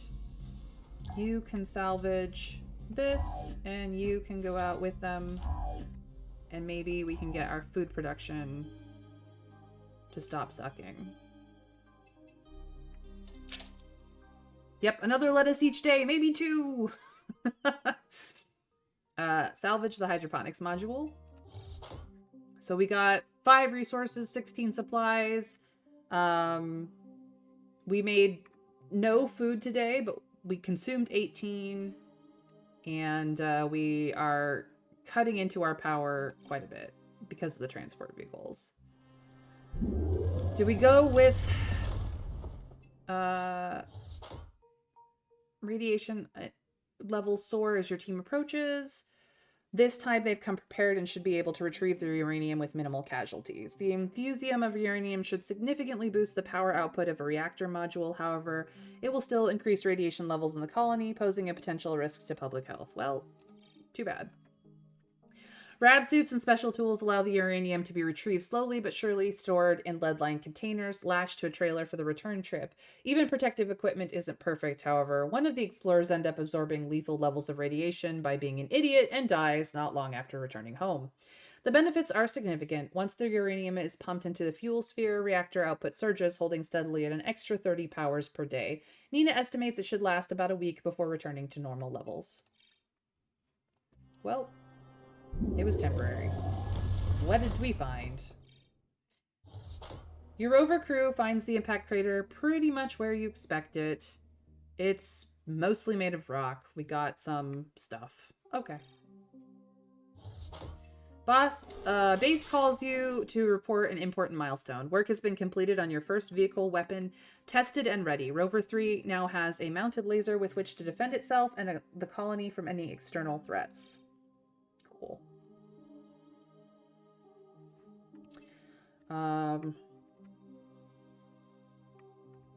Awesome sauce. I could do that to another rover. But it just makes the rover, like, very expensive to run is the problem. So I might just leave you here.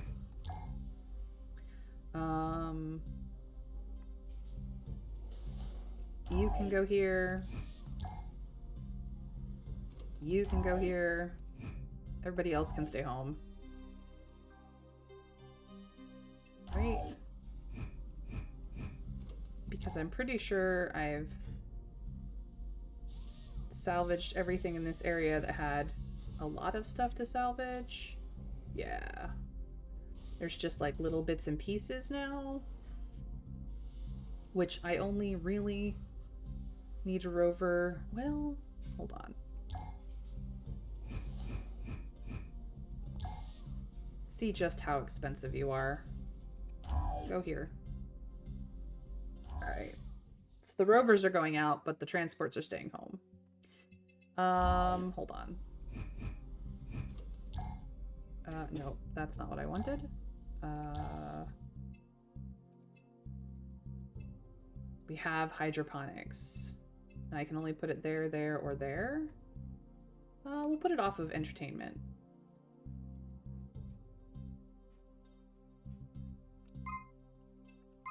Yep. I need the food. I needs it. Alright. Transport 2 can just sit. Whew. Alright, running the vehicles cost 4 resources and 5 power is used to keep your laser weapons armed. We produced 143, but we only consumed 126, so we actually are going up again. Our colony produced 8 supplies and 815, so that's where we're at supplies-wise. The planet is still restless. Morale goes down. What did we find?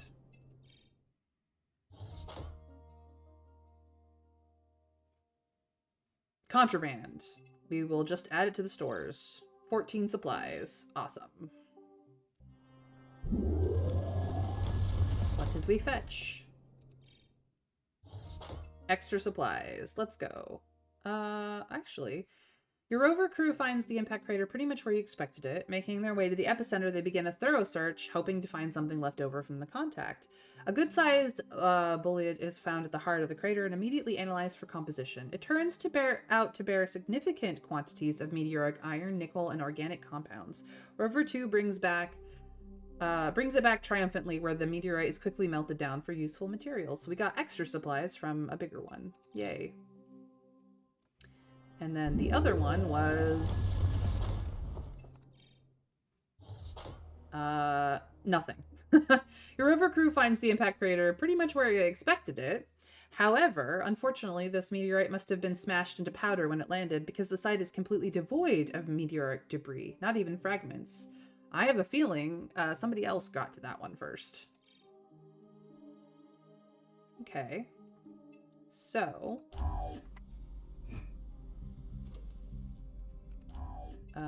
rover 1...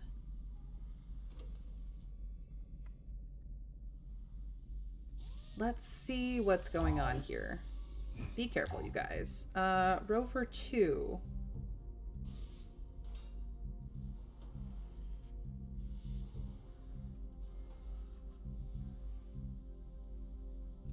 Go there.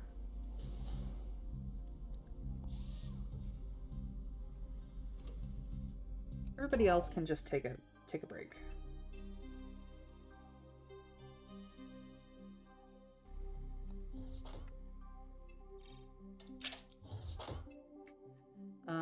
We produced 8 supplies, but 15.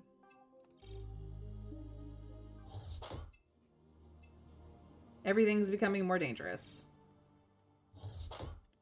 Solar output is once again reduced. What's over here?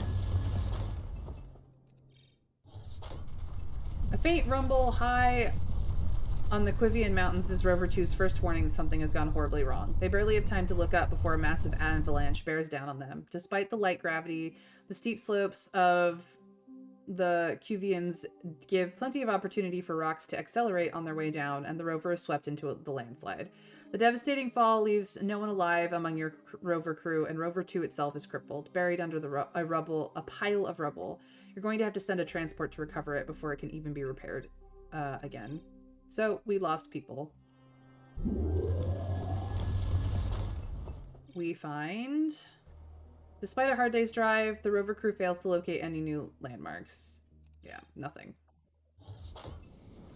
Heavy dust storm hits the lonely mountain, interfering with your ability to receive data from your weather station. You'll be unable to track storms in unexplored areas for the day.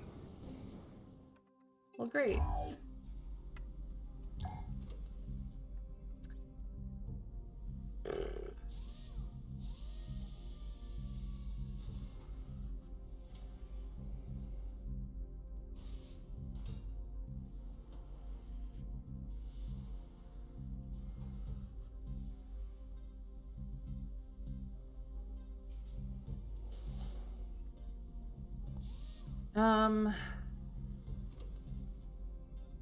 Scout here.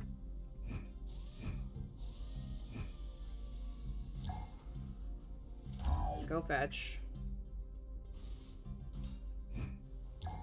Is there salvage there?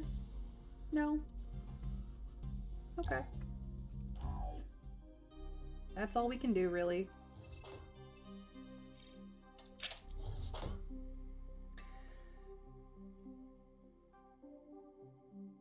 We produced only 7 supplies, 15. It is what it is. But we have more power.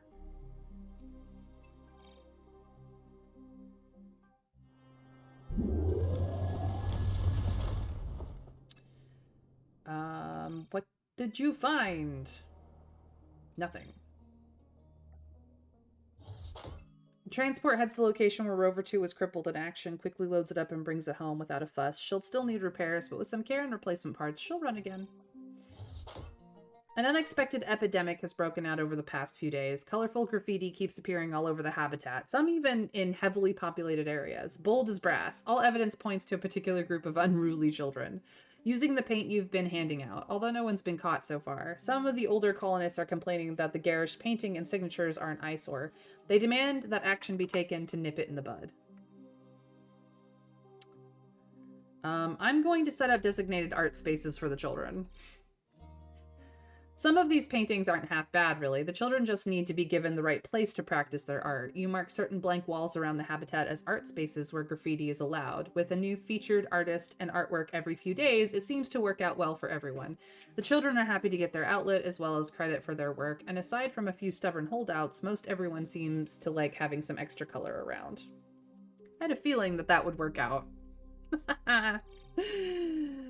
Oh. All right.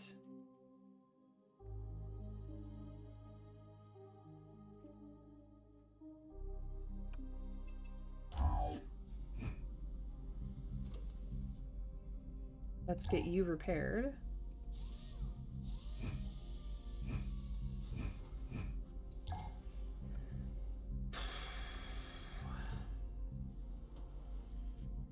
You are unpowered, and I don't know how to fix that. Maybe if I just... Nope, it can't just go there.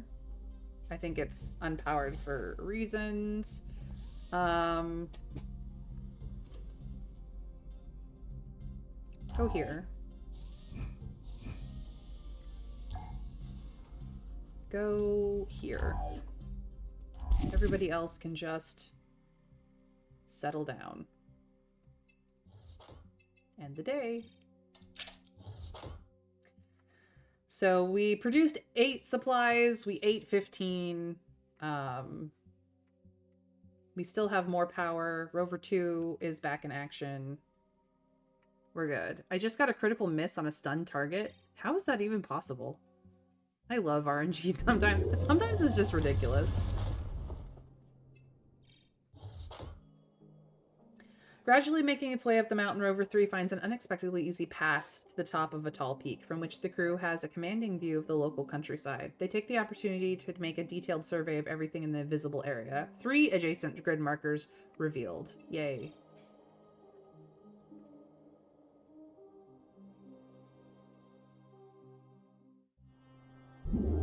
What did we find? Nothing. Okay.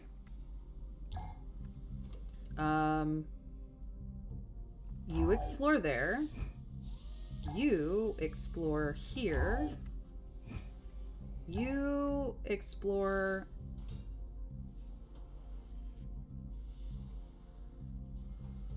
here.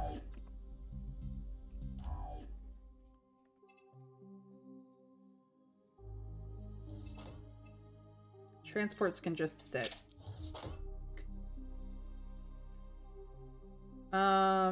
We have more power than when we started, and we're still making 8 and eating 15, so. Twice in a row? Dang. That's crazy, Mr. Scrake. Your game is out to get you today, which is silly. How very silly of it. Despite a hard day's drive, the rover crew fails to see anything of note.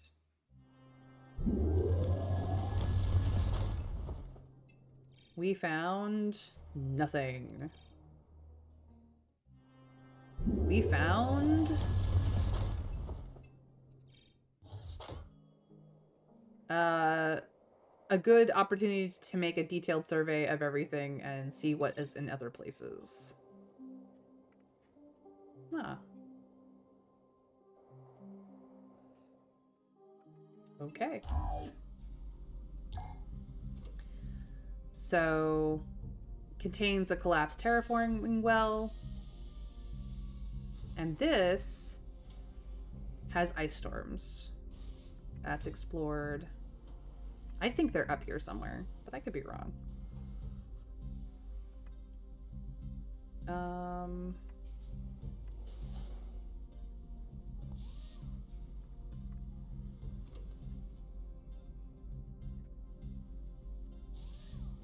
Let's explore there. Here. And here.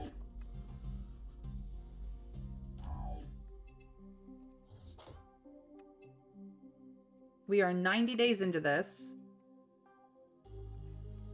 We still have 15 days of food. I'm going to permanently turn off this prompt. Yeah. We ran our vehicles.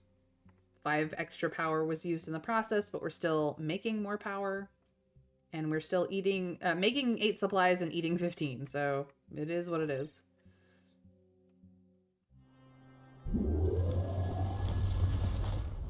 We get to the mountains and we find nothing.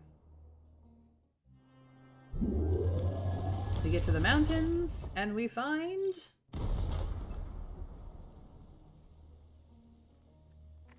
Rover 2's survey of grid marker 58 comes to an abrupt end when, without warning, the ground underneath its wheels begins to heave. A great pocket of dust, gravel, and gas, disturbed by the rover's weight, spews out a violent discharge, throwing sheets of fine dust particles in all directions.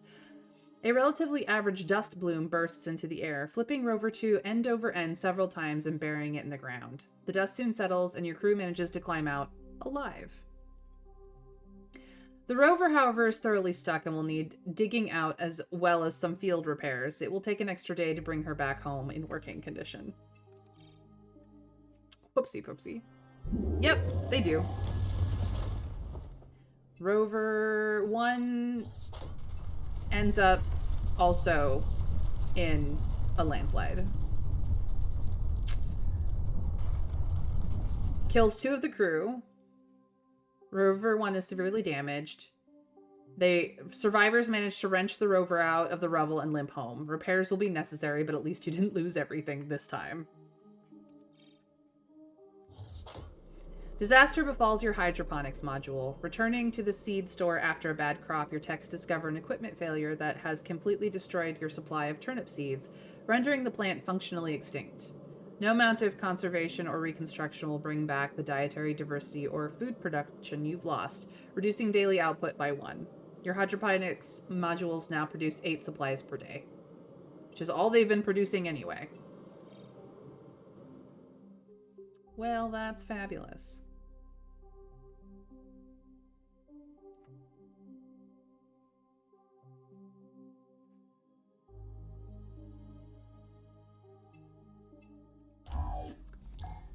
Fix you.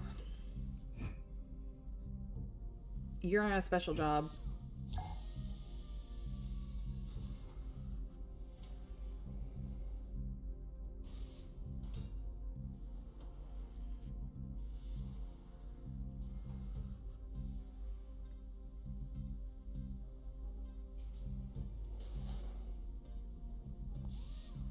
Go here and find out what's going on, I guess.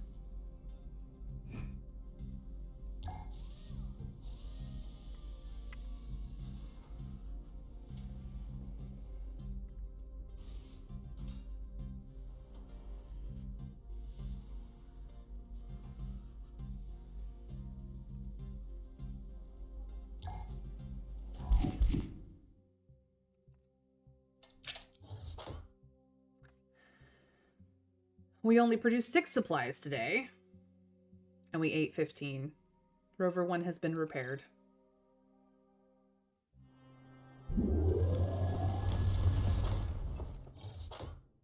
Yep.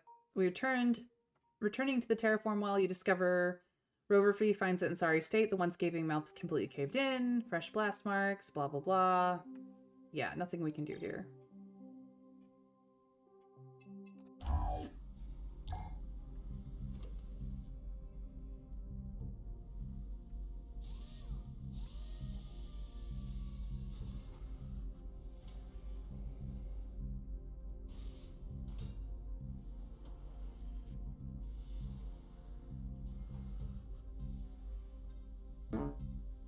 Oh, right. Go fetch. Go... Let's see here. Go fetch.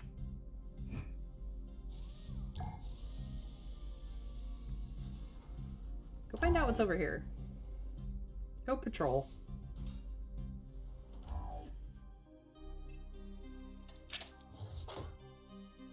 We salvaged some stuff. We produced 9 supplies today. Out of 15. And we have even more power. By 1.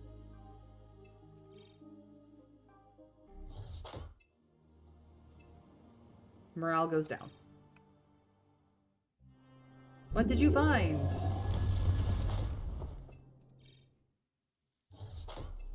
When your expedition arrives at grid marker 131, the effect of Solitude's changing climate becomes devastatingly apparent. A massive sinkhole has opened up in the area, swallowing everything on the surface, collapsing caves and tunnels, destroying the landscape for miles around. Whatever you might have found here is gone now.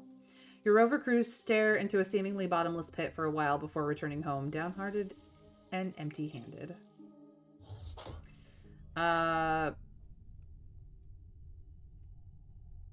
The winter season has happened, and solar output is down.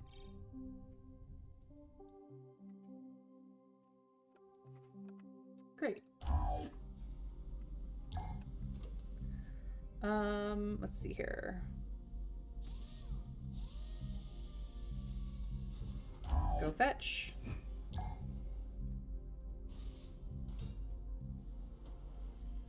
Go fetch.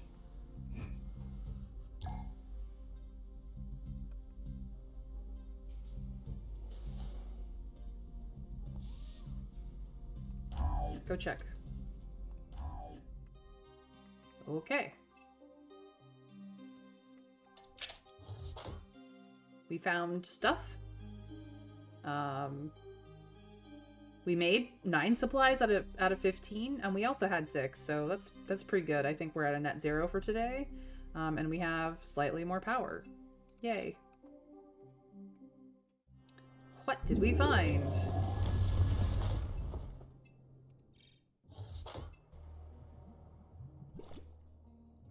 The unstable swells of the Arakeen dunes are constantly shifting, so much so that even vehicle tracks last only minutes before being wiped away. Rover 3 gets a sudden reminder of that when it hits a patch of Solitude's unique breed of quicksand, sinking up to the engine compartment before it can screech to a halt. Scrambling for safety, the crew manages to climb out, but the rover is thoroughly stuck and will need to be towed and repaired before it can be useful again. Got stuck. Wow, who would have thought that changing the climate would cause massive holes in the ground? So unexpected that you think it'd make no sense at all.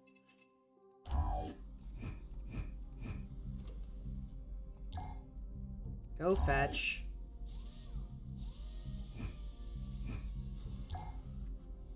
No. Salvage. Go fetch.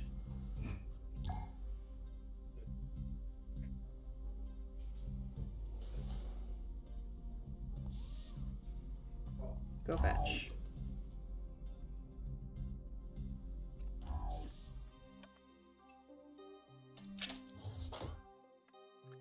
We got some stuff. We made some stuff. We have more power. Actually, no, we ate into our power. Oh well. It's fine. Everything's more dangerous. But we got Rover 3 back.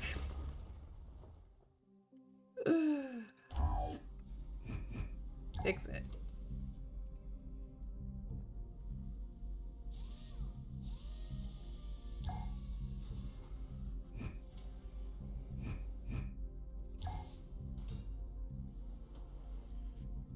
What's here? What's here?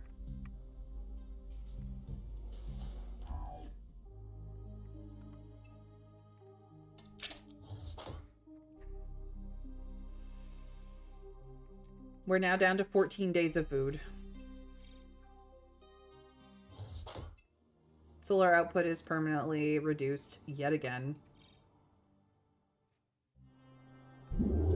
What did we find? Nothing. What did we find?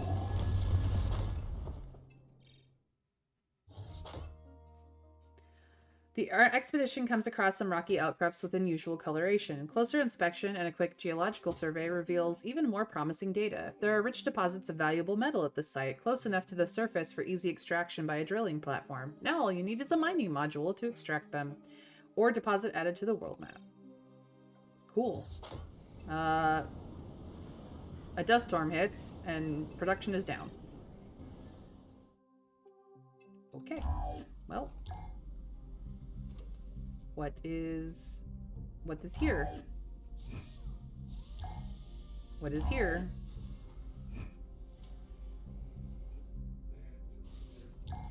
Why is it not repaired? Go set up a mining rig.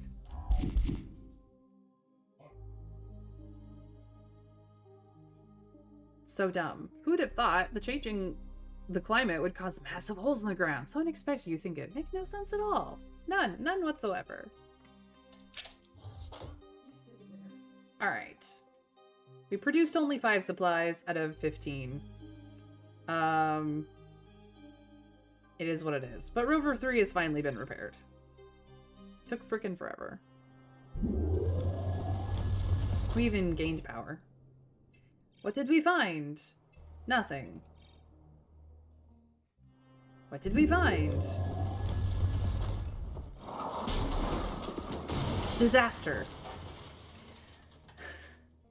Disaster befalls today's expedition. A sudden shift in unstable sands causes your rover to tumble over end over end down a steep slope, crushing and battering 3 members of the expedition to death. The sole wounded survivor manages to drive Rover 1 all the way back to the colony. Base confirms the rover was damaged but repairable. Worse, you've lost good people today. Well, that's less mouths to feed, honestly. We now have mining production up and running again. Which means I need to turn this back on. We're using too much power, which means this needs to turn off.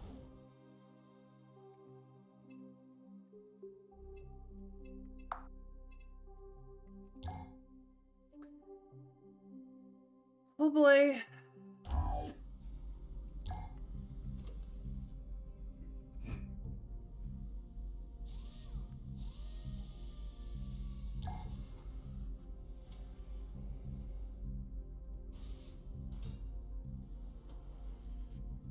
Well, we know what's around at the very least.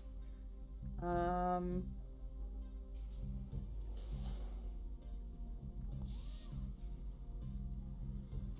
can apparently go back to this for whatever freaking reason, I don't know.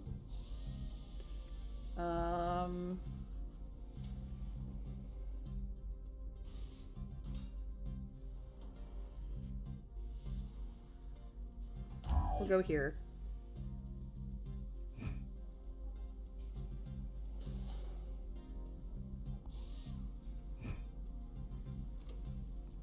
Everything else can just survive.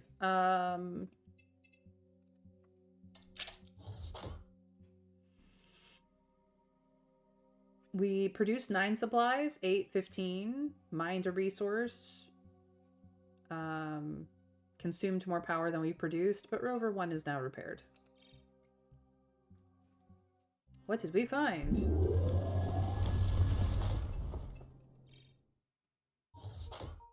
Astonishingly, out in the wilderness of solitude, your rover crew comes across a couple of the Exodus life pods, which appear to have drifted many miles off course. What's even more amazing is they find a handful of survivors inside. Haggard, haunted people drifting by on minimal power for days, desperately trying to keep their life pod's oxygen scrubber and operational, forced to sustain themselves by eating the flesh of their dead comrades. They want nothing more than to come home. Yeah, come home. These battered, emaciated husks had already given up hope. Now they're rescued. It takes a long time for that to sink in. Fitting in with the community after days of despair and cannibalism will take even longer. Their mental state will drag down everyone else around them, at least until they begin to heal. You add 6 new souls, and we take hits elsewhere, but it is what it is. They lived 98 days without help. So, the fact that our morale is average right now is pretty great. We're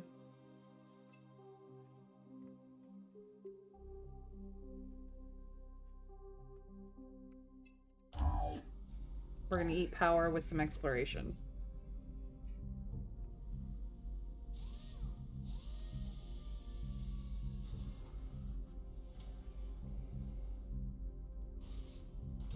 No resources to pick up, though.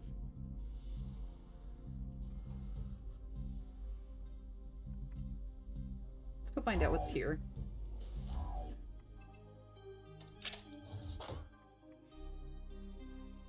We produced 10 supplies today out of 15. Not bad.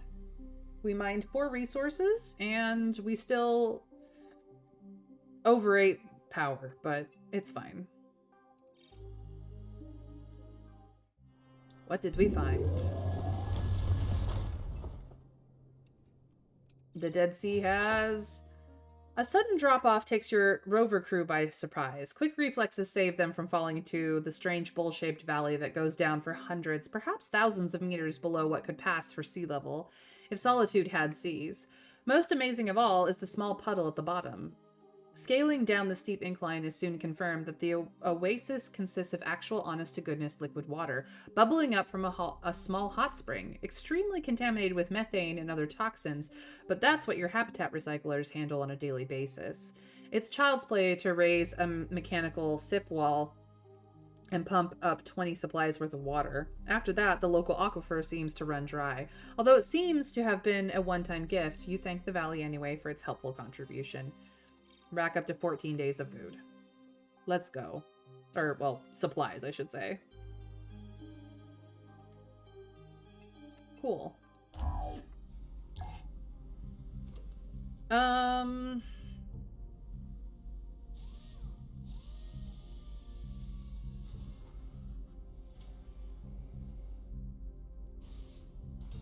We'll explore there. That will be all.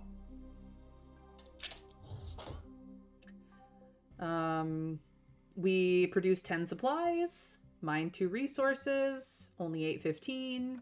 We're good. We're over-consuming somehow, but it's fine. We had so much power at one point. What? Disaster again? Yeah, always.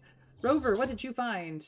Another terraforming well that is closed. Very close to us. It's whatever. Find out what's here, please. 100 days we have survived. Yep, it is what it is.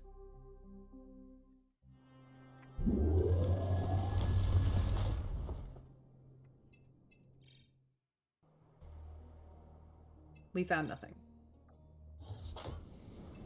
Shit is still being terrible.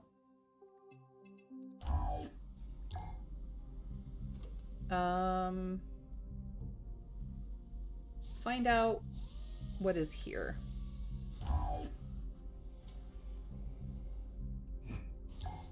You can find out what's here.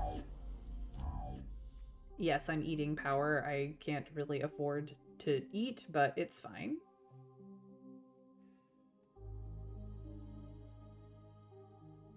We're doing what we can.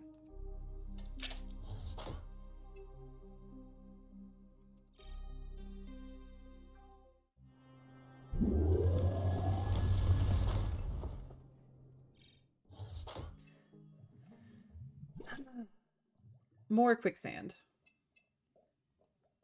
They did manage to recover themselves and the rover, but more quicksand. We also found more uranium. Cool.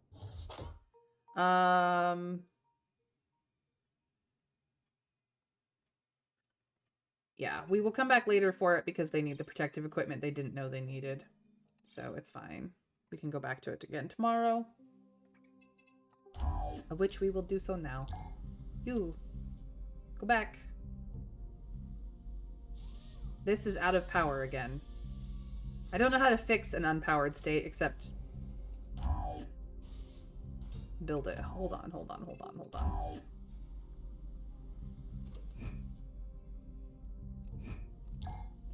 And this is unpowered. Like, how do I fix the unpowered state? I think it's being affected by something, but I don't know what, and I don't know if there's anything I can do about it. Oh well.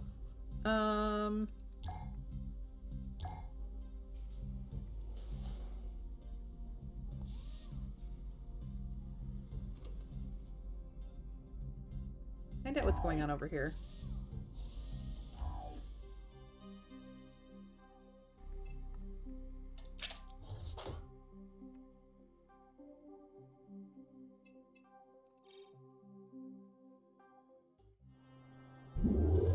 No, I didn't talk about the screen, because the screen really hasn't changed that much.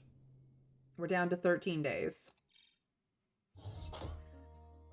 Your exploratory mission at grid marker 132 comes across a couple of bulkheads from the Exodus jettisoned before the crash. The fallen far wide of the wreckage. That also means they're in much better shape than most of the ship. Recovering the plates, your crew estimates you can definitely get a few resources worth of undamaged metal out of this. Yay!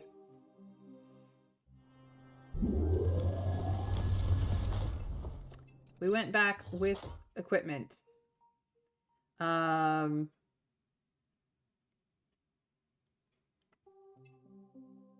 So we will feed it into our reactor and we get extra power per day for a week. Yay. The security office sends you word of a small riot in the habitat module. Somehow, a young couple in your colony have managed to hide a secret stash of rations and medicine from their life pod without sharing or disclosing it to the rest of the colony. Supplies that could have saved lives. The colonists who uncovered the secret are understandably angry. Mary reports in from the scene. We've restored order and have the offenders in custody. The question is, what do you want to do with them? Do we take the supplies and let them go, punish the couple, execute them, or offer amnesty to anyone who turns in hoarded food?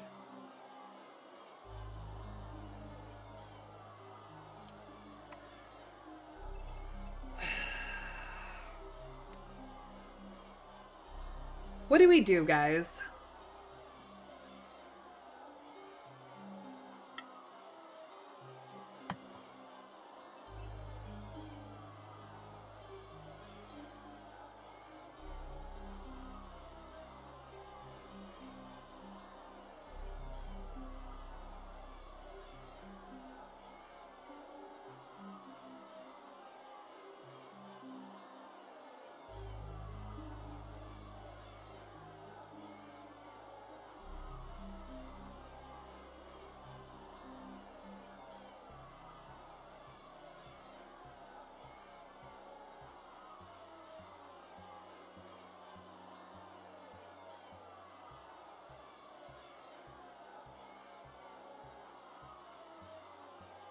Amnesty? I mean, you can punish them. People are angry, but it's been... The punishment is that they lose those supplies. Period. The end. If we make it so that people who have been hoarding the supplies out of fear are encouraged to turn them in with minimal punishment, I think that might work out for the best. The angry people are always going to be angry, and they're always going to find something to be angry about. Executing them seems super harsh, and that's not going to stop the hoarding. Punishing them, sure. But offering amnesty will definitely help our situation right now. This stash is only a drop in the bucket, but you know that where there's one hoarder, there's bound to be more. You take the opportunity to deliver an announcement to everyone over the intercom. No one who turns in withheld supplies in the next 24 hours will be punished. After that deadline, well, no guarantees.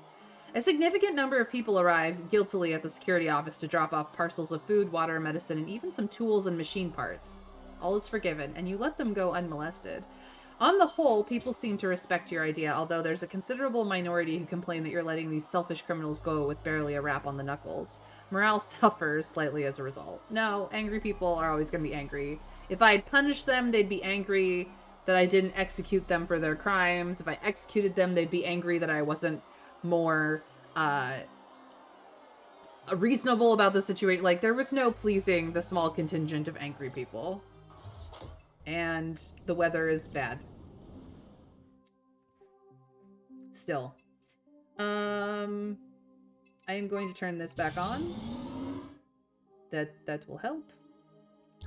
Our production is up enough that I can handle everything.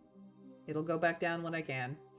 But we're still at normal rations with 15 days of supplies. We are making 10. We're currently producing 143 power, and we've got 91 resources to spend on something. All right. Um, it's not blinking, so I can't really go back to it for any reason. Let's...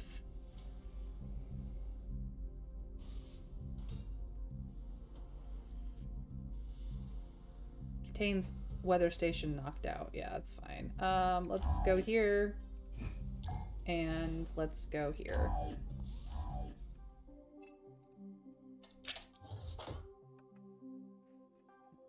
Okay, we spent 2 resources. We produced 6 supplies.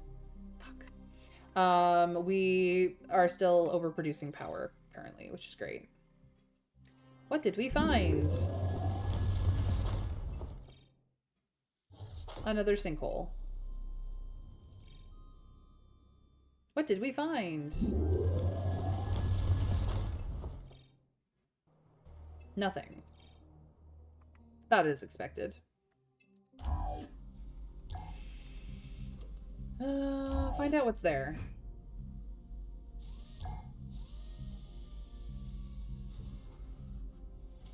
Find out what's here.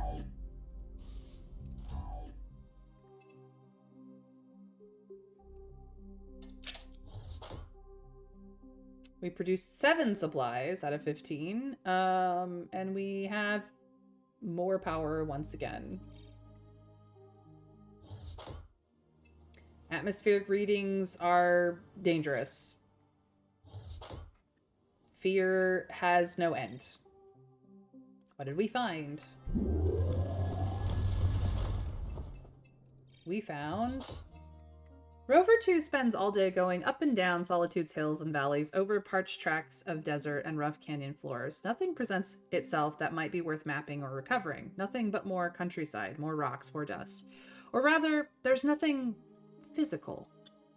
The rover crew comes home with empty arms, but also databanks full of ride telemetry from such an unusually long ride over unusually varied terrain. It's enough to make Base giddy with excitement. Once he finishes going over it, apparently this wealth of data will allow finer tuning of your vehicles, permanently reducing the cost of travel. Vehicles in the world map can now travel 1 extra grid marker for free. Nice. Could have used that earlier.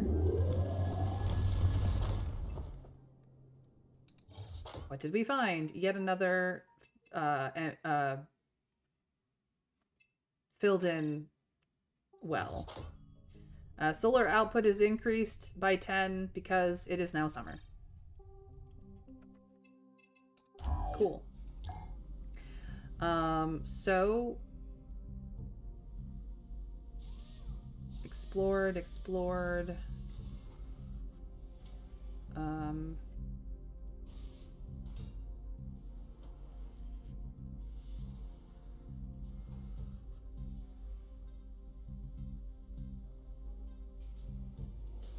Oh, that's where the other one is. Okay. Find out what's here. You find out what's here.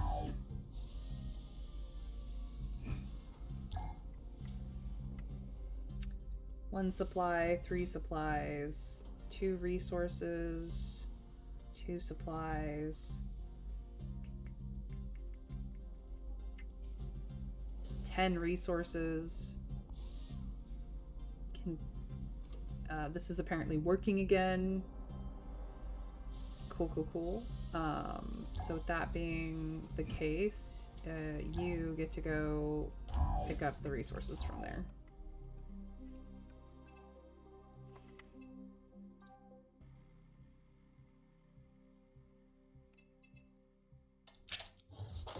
So we grabbed the 10 resources from the mining rig that's currently not working. We produced 7 supplies out of 15. We mined a single resource, so apparently just picking up all the salvaged resources there gives it power again. I don't know. Maybe that's how it works. It's never really explained how it works. We found, hey, more resources. We found more undamaged metal. Yay for us. We found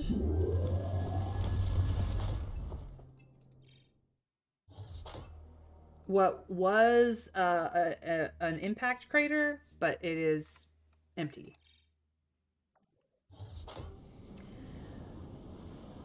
The weather data is back down. Communications should be restored in 2 days, so we don't know where the storms are anymore for the next couple of days. They could be anywhere. So yeah, we discovered the meteor, and yeah, these we can... A special event, use the special menu? Hello, what? Nobody has a special event? Option available? Okay, hold on. Yeah, I can't click this.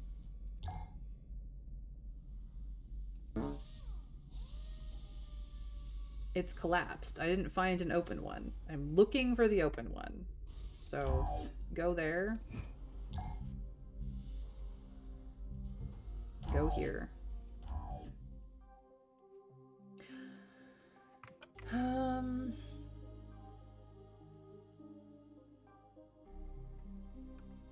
Continue.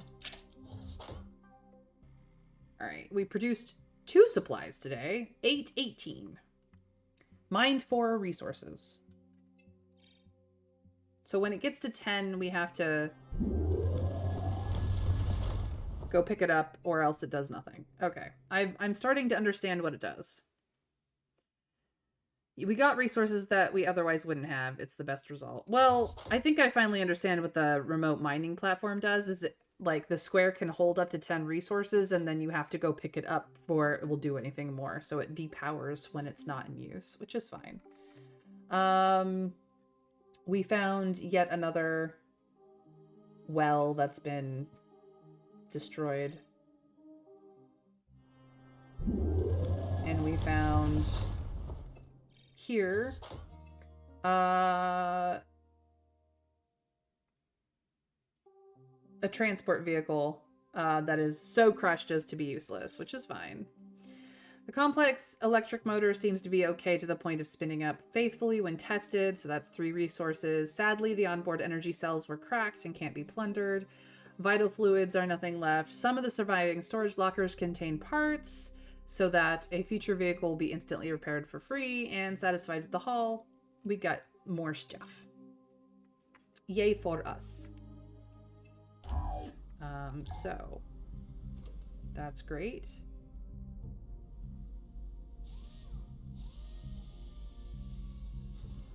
They're all collapsed. I can do nothing with them. Go here. And go here. Yeah, not even the transport vehicles have special missions available. Hold on. If we go here, there's 5 resources already, so I'll just go pick them up.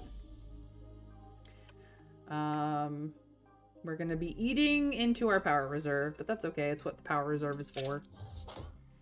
We salvaged 5 resources, ran 3 vehicles, produced only 7 supplies out of the 15 that we ate today, and we mined 2 resources for collection as well. We have ate into our power. Actually, no. We've produced more power than we've consumed. So we have more power. Yay us. Hello, what did we find, Rover 2? Another sinkhole. Rover 1, what did you find?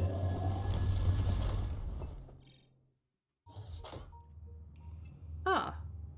The Highlands is offer a great many ravines and cave systems, most of them dead ends, but it seems like another one has appeared in front of you with no good way to turn. But one of your crew members calls a halt to check out a small cave mouth in the rock face. One of many little caves so small, too small for the rover and barely big enough for a person. No one finds anything special about this little cave, and they don't have much time to waste on it. However, the crewmen insist that there's minerals down there worth mining, despite not being able to offer a shred of proof. It's just a nameless instinct. You can either let Rover 1 spend an extra day at the scene to explore the cave, sacrificing 12 additional supplies of food and oxygen for the crew, or patrol a different part of the grid marker in hope of discovering something else. What do we think? Mining, a prospecting mission, or keep moving? Do we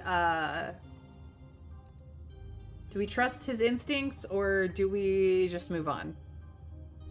What do we think, chat? I know some of you are in an ad break, or maybe none of you are. I don't know.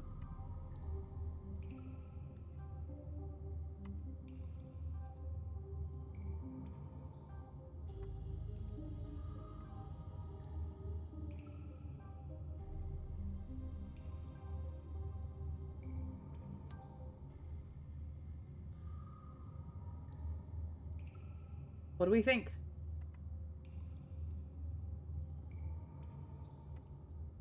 I'm happy to perform the prospecting mission. It's gonna cost us, but it's fine. Like, we got nothing better to do, so if he's got a gut instinct, why not? Let's go. There's power in hunches. You decide to give the crewman his head to lead an expedition down into the little caves in hope of finding what he deeply believes is there. Unfortunately, that faith is not rewarded. A full day of spelunking, covering every accessible inch of the caves, reveals absolutely nothing worth digging up. The embarrassed crewman hangs his head and apologizes profusely for wasting your time and resources. He swears he'll make it up to you in the future. It's fine. There was nothing better to do. So that is a potential mining spot. Let's find out what's here. Hold on.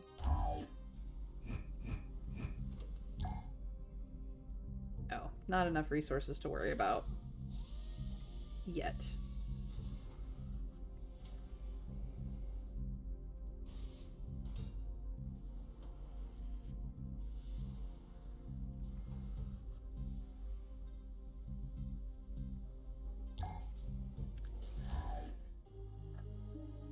You just realized something? What's up? We produced 8 supplies today. Yay! Still 8:15. Mined 5 resources. So we're continuing onward. The 5th level spell from a mod that adds more spells lets me summon dragon. Heck yeah, let's go. Rover 2 prepares to enter the wilderness and finds disaster.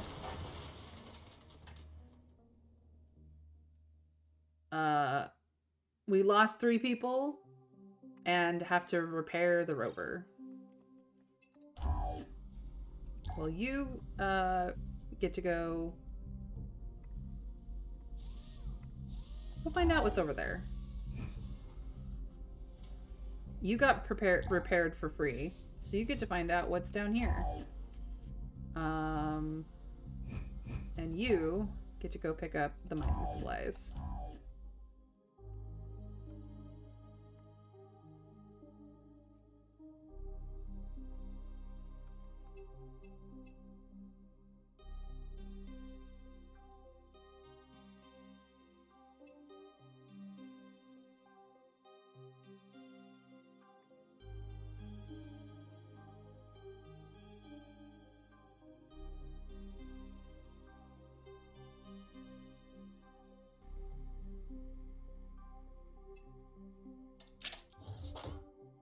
We salvaged 7 resources.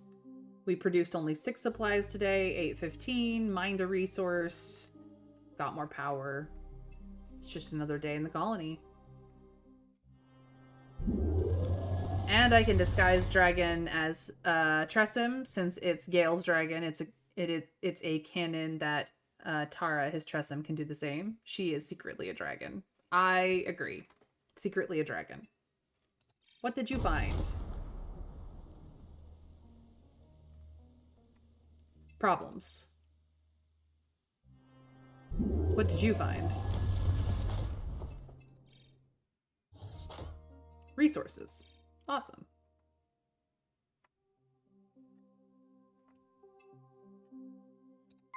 All right.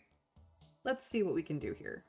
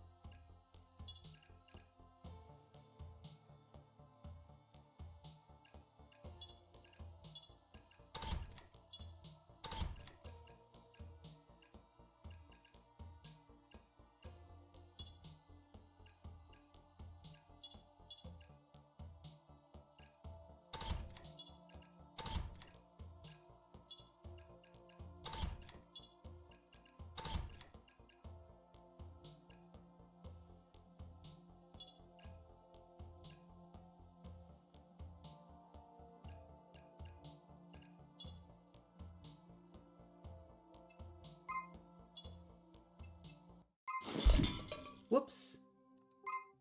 It's not what I wanted to do.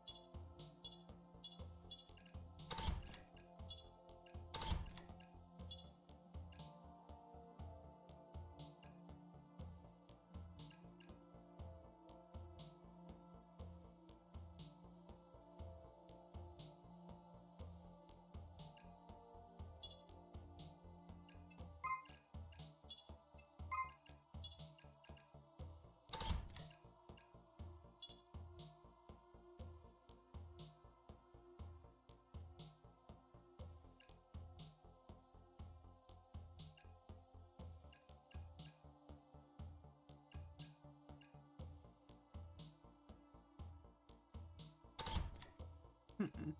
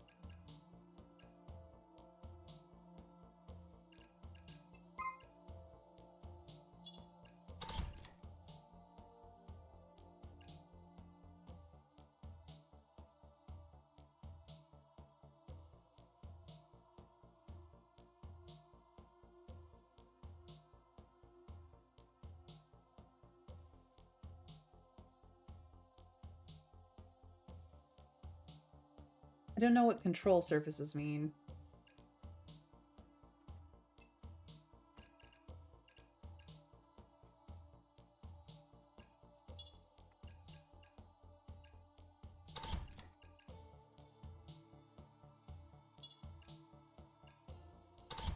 Ah, I see.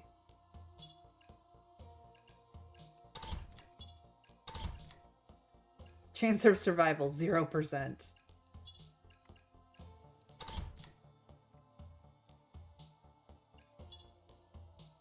Oh.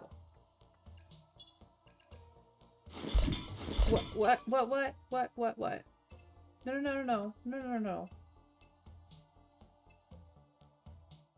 That's not what I wanted.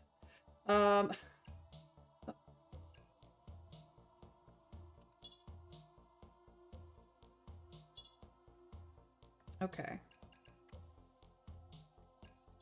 So obviously, habitat module. I didn't realize there was extra menus.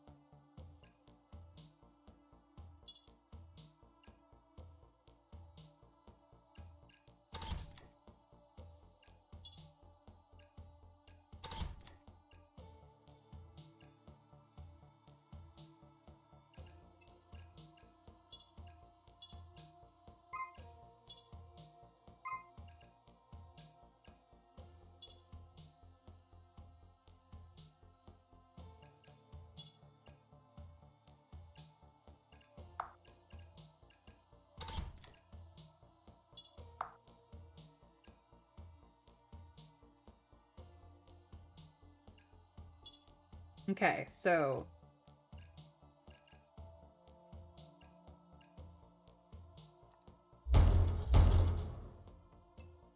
access colonists with useful skills. Children, access those closest to you. Check the current roster. Let us access colonists with useful skills.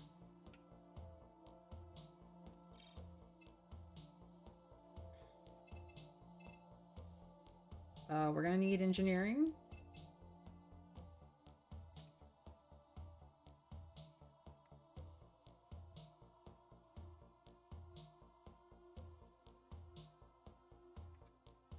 Brandon. And Carly.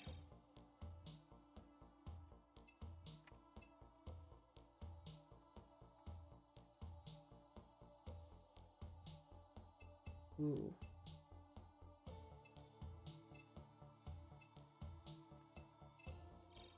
Not Carly.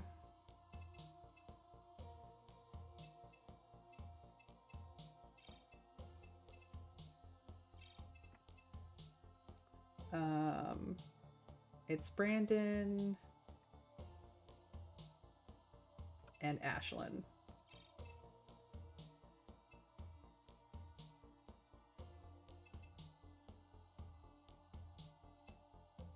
Let's do also Dominique and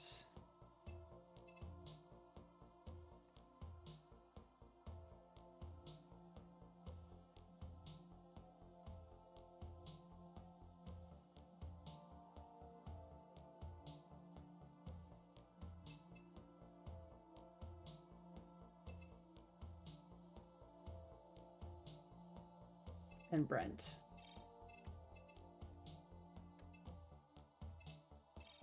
So we got 4 for engineering. We're gonna need some technical.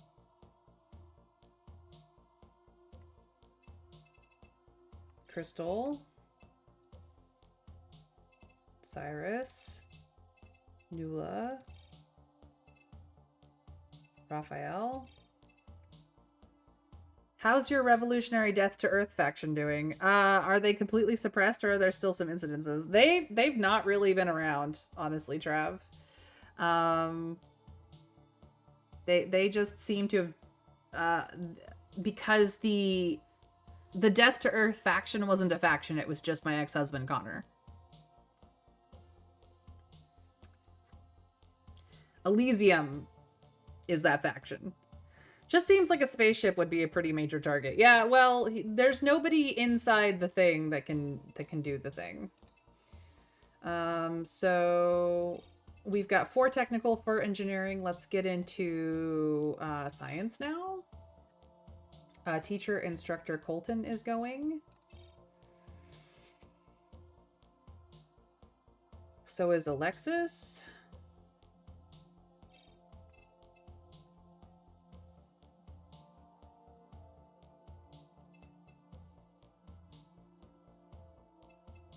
Paisley and Damon. Medical.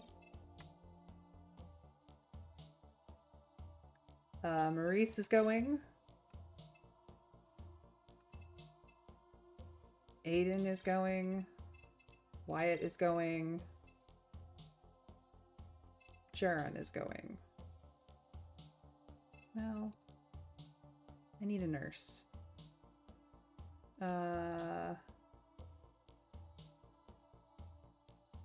Blaze is going.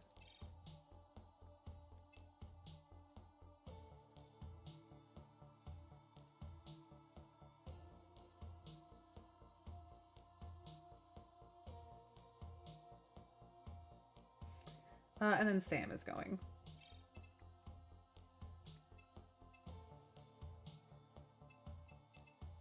So I have 5 medical, 4 technical, 4 science, 4 engineering. Let's get some security in there. Dominic Webb. Sasha.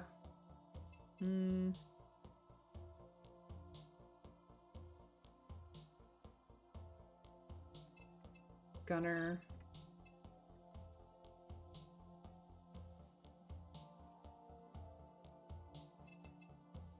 Gianna. Okay.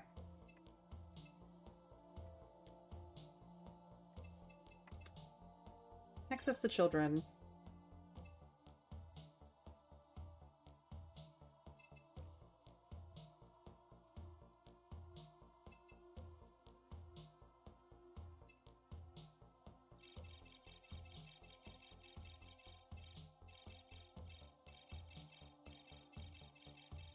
All of the kids are going.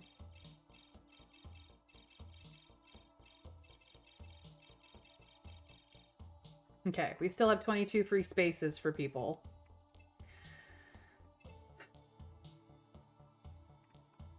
Complete list. Children, too many. Don't worry, we're getting more. I think I need more technicals. Cole.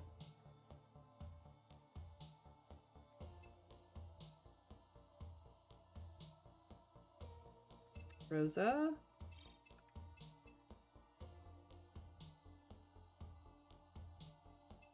Maya.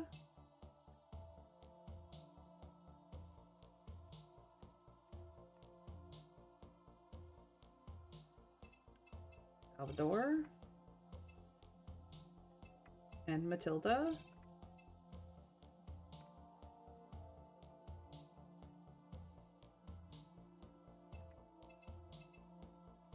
Arlie.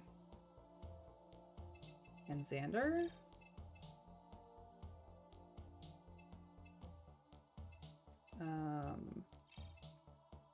Let's get some more science in there. We need some more teachers. Brayden and Alea. They're actually on the older end.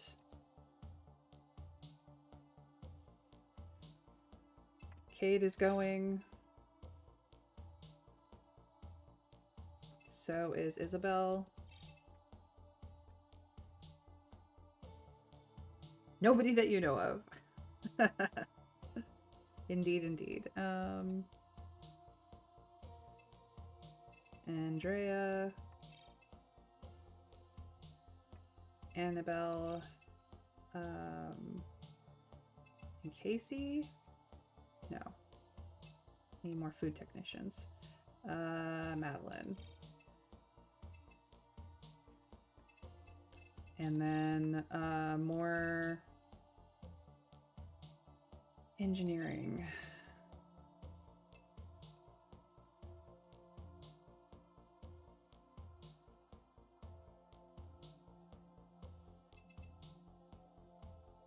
Celia. Davin.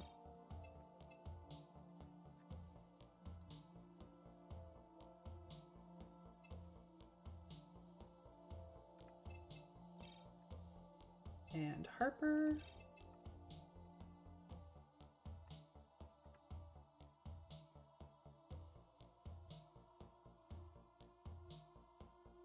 Huh, Werner Holtz is a power technician. I have 4 more. And they're going to medical. We have a counselor already. We have a physician, we have nurses, head of astrobiology. We could send Daniel. You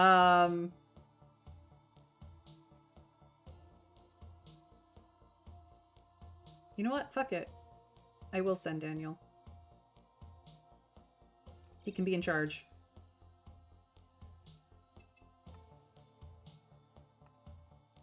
I have these people. I'm gonna send another a nurse. 2 more. Security.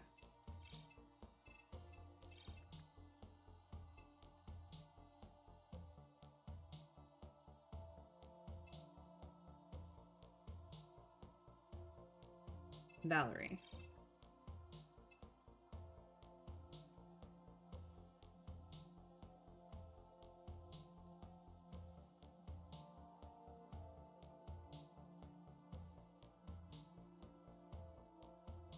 And I guess Sasha. Okay. Let's check the current roster. We've got all teens, 20s, and lower. I tried to get a little bit of every job in here. We did get engineer first class. Good.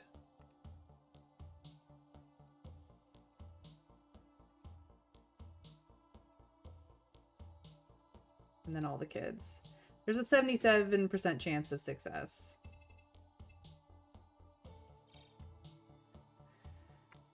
Nina, Bastion, Shen, and Mary, we're all staying.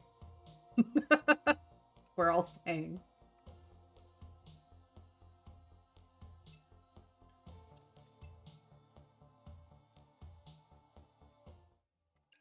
All right. They have a 77% chance of survival, and they have everything they need. Off they go. They're getting out of here.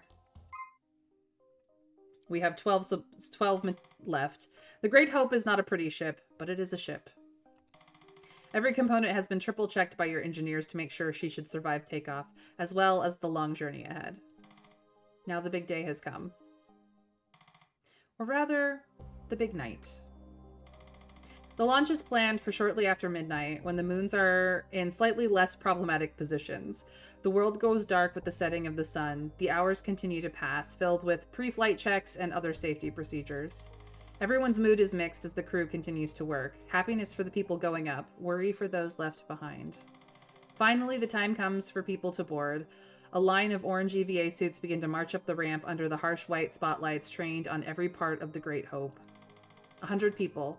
Seems like a small, insignificant number compared to the vastness of space, but at least they have a chance. And you will note, I sent the children who will grow up having to learn how to do all the things that the people they're replacing will be doing. And I sent people in their teens and 20s because they have the greatest chance of success of being able to survive the longest to actually promote a growth of population. So I've done everything I can. The oldest person there is going to be the head scientist in charge who was supposed to get to where he was going. And he's going to be the leader until he dies. He's in his 50s. So I tried to give this the best chance possible for actual, like, survival. 77% chance. That's pretty good odds, all things considered. Finally, you're going to the place where you've always meant to go.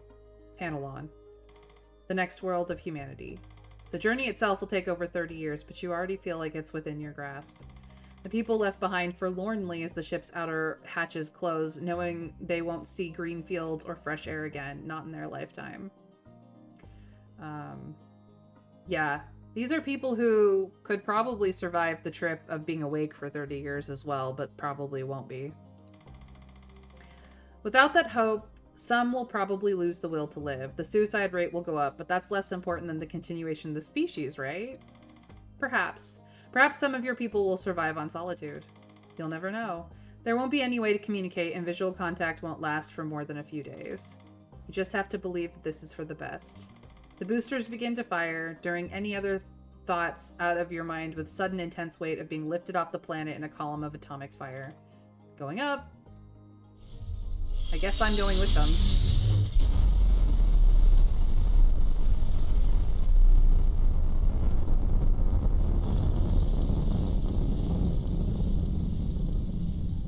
I didn't think I added myself to that list, so I guess I did.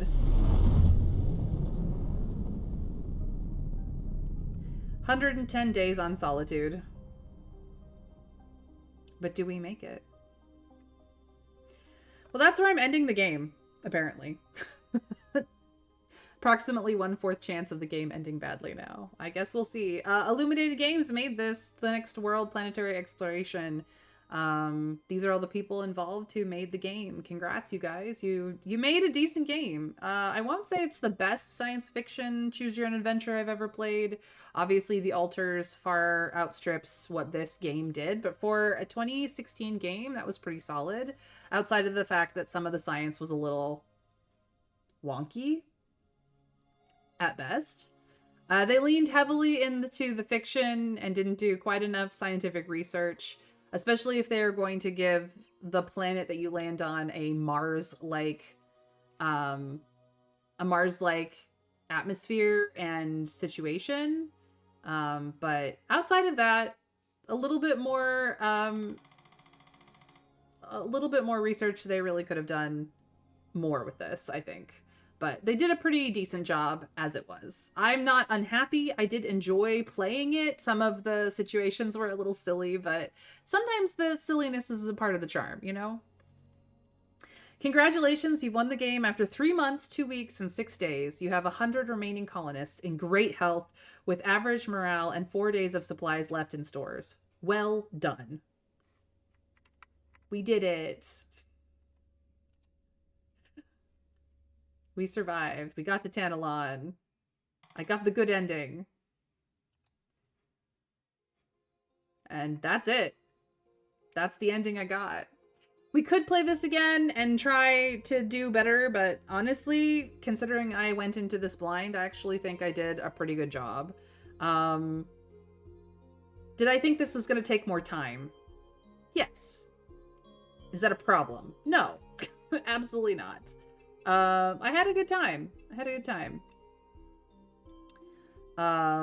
They did a great job for what this game is.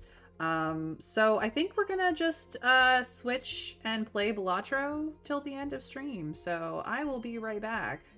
Give me just 1 second to switch over, you guys.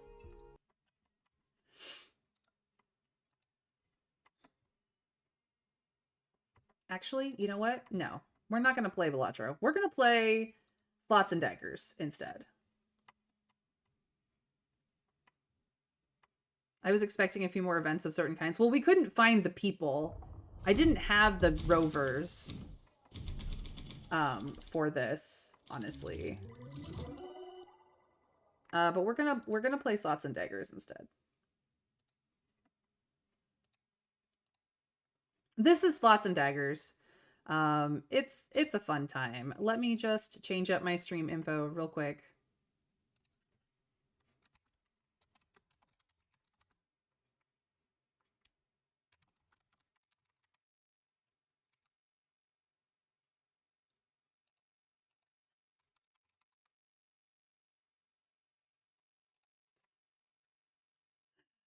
All right. Now that we are in the category, you will find that I've played the crap out of this game. I have all of this stuff opened for the progress. Let me just make this window not suck. And I've also got all of the modifiers unlocked as well. So like the reason I'm speeding through this is because it doesn't matter what they do. I have them all. So I'm going to show you guys the story mode of this game because it's short and sweet and fun. And then we might do some arena mode silliness as well. So this is the game. You can see that I have all the things. We'll go down this track and you will get to see what's going on in this game. But yes, this is the map. It goes to the final floor. And it's a lot of fun. So here we are at selecting equipment. Half of this equipment, the majority of this equipment in here is not the original equipment. The original equipment is a rusty dagger, a single coin, and a wooden shield. So we're going to start out with what we started with, but there are other options. The spell here is magical damage and life steal. The heavy blade does physical damage, but it uses a skill check. You'll see the skill checks as we go on. The ancestral axe does damage per amount of current shields that you have equipped. The hammer does physical and magical damage. Magical damage does not, or is basically, it doesn't, it bypasses shields is what magical damage does. This also has a 10% chance to stun the enemy. The poison blade, which is one of my favorite weapons, does a bit of physical damage, but it does poison damage. So as long as it hits, you add 10 poison, and at the end of all of the physical damage, the poison damage hits, bypassing all defenses. The apple is will heal you, and it also grants you 40% physical damage when you roll it up. And then the wizard shield grants you shields, but it also grants you extra magical damage when rolled up. So it's kind of a buff. This is the basic stuff. There are more weapons and other things that we will get in the store along the way. This is what we're starting with, because this is what I had when I first started the game. So we're up against this guy. He is an egg. He does 10 damage, physical damage, no magical damage. And we must run the slots, of which I only started with 3 of these things. So we've expanded to 5 because I got everything unlocked. And we have 500 health and 0 shield. So let's see if we can't fix that. So we just stop the slots where we want to.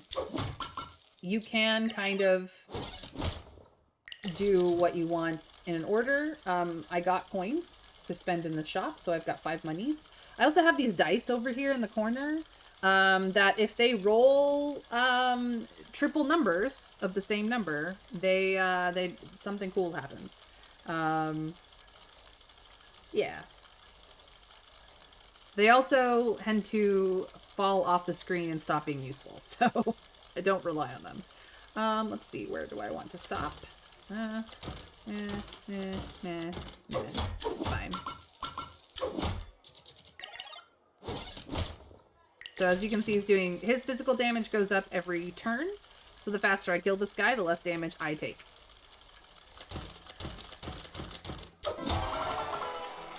If you kill them fast enough, you get extra bonus money. So if you kill them in 1 turn, you get 10 money. If you kill them in 2 turns, you get 5. And if you kill them in 3 turns, you get 3. And then after that, you get no bonuses. So here is the shop. It shows you what you have. And this is what you can buy. You can also re-roll. And these are, if you have more than the basic 3 of anything, you can sell something. I'm going to take the extra health here with the Gouda. I'm also going to grab the tombstone because it revives me once in case I die. The explosion is fun, but I don't care. Actually, I don't have enough money for the tombstone. Never mind. I guess we will be upgrading our rusty dagger to do 50% more damage. So currently it does 15 physical damage. And if you critical hit it by getting 3 symbols in a row, or 5 symbols in a row, it does times 3 of that. So if we up its damage, now it does 22.5. Things die faster. I don't really care about the banana. And I don't really care about the bow. So I don't really have enough money to waste on a reroll, so I'm just going to continue on. Here we are, next guy. Get some shields. Get some shields. Comboed it with a critical hit, which ups my shield capability. Money? Money. Cool. So he does physical damage and magical damage. As you see, the physical damage got hit my shields, and the magical damage went straight through. But I do have some amount of natural healing between rounds, so I'm not in as much danger from this guy as you could be. We want to do damage now, so that's money. That's money. That's critical money. That's more money. And finally damage. Made lots of money. He hit my shields, and then he hit me, and then I regenerated. It's fine. And now he's dead. I'm taking this. This increases magical damage, which I'm not doing. Critical success of skill checks grants a respin of the current wheel. Ooh, that's pretty fun. I'm gonna grab that. I'm also going to upgrade my money, so now I get 2 money per money when it rolls up. I have 11, so let's see what else I can get. An upgrade to my shields. Or a bonus to physical damage, which is what I'm doing.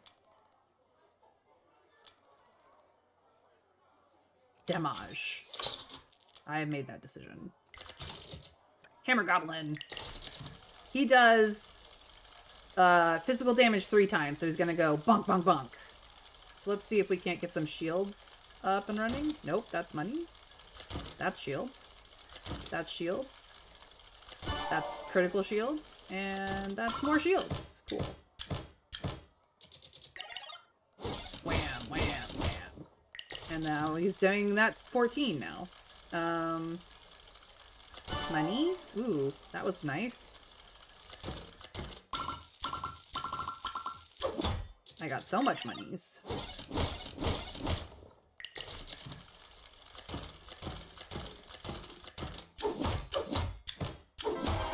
And he died. Not doing too bad. I'm gonna pick up more health. I could get a health potion, which costs me 4 monies to use, but that could be nice. I can also get bonuses on healing. Or I could switch up my weapon. The Ritual Dagger has 100% lifesteal, which is always fun. And it does 10 physical and 10 magical, so if they get shields for any reason, I can bypass some of that. But I'm gonna stick with the Rusty Dagger. It's not doing bad. I actually like it a lot. We're just gonna upgrade that guy. So now I'm doing 30 physical damage a hit, times 3 on a crit. Let's see what else we can get. Ooh, we can upgrade our coinage for critical pistol. Poison sickle. Costs money to use. Penny slinger? No. Not in that build. Okay, that's fine. I'm happy. Hello, Crabtor. He has shields and health, and he does 47 a pop. Oh boy.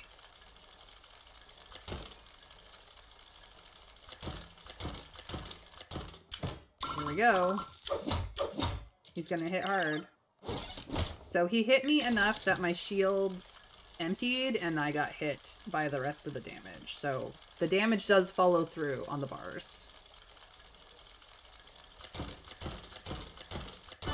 I got a critical hit. He's gonna get walloped. See, quick kill in 2 turns, $5. Let's get more shields. Ooh, the coin bag instead of the money. Well, we're taking this. Absolutely. I don't care about either of those. This will give me 1 to 4 coins instead of just 2. I'm gonna take it, and then I'm gonna sell this, which refunds me what I spent on it a little bit. Let's see what else I can get. Oh, the respin. And the shield charm. Ooh. Can I get both? Yes. Yes. I can even afford the upgrade on the damage. Yes. Heck yeah. Let's go. This is only level 1, but that's okay. We're gonna have fun with this. Ah, it's the Queen of Snakes. She does 68. Ugh.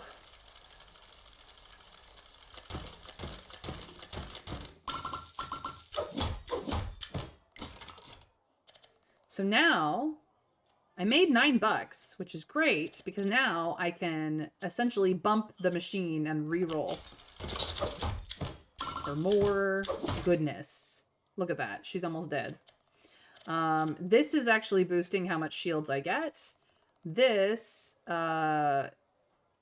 is cool. It's critical success on skill checks. I don't actually have anything that has a skill check, though.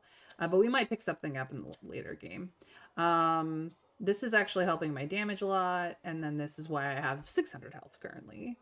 We only have $4 to spend in the next thing, but that's okay. She's gonna hit me, and it's gonna hurt. Oh. Can I make money? No, but I can make shields. Cool. Then she dies. And I get $5. Cool, cool, cool.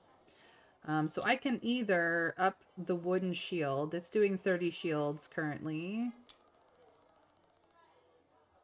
I could up the power my damage does. I could switch out my sword for shuriken. Could gamble.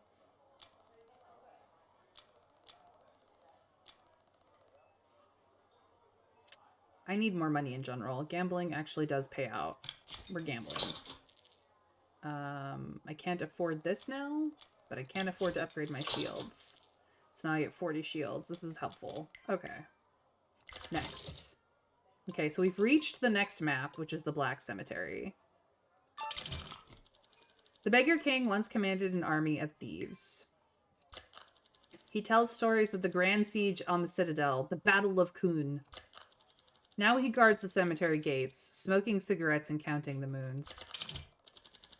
Well, that seems terrible. The Snatcher.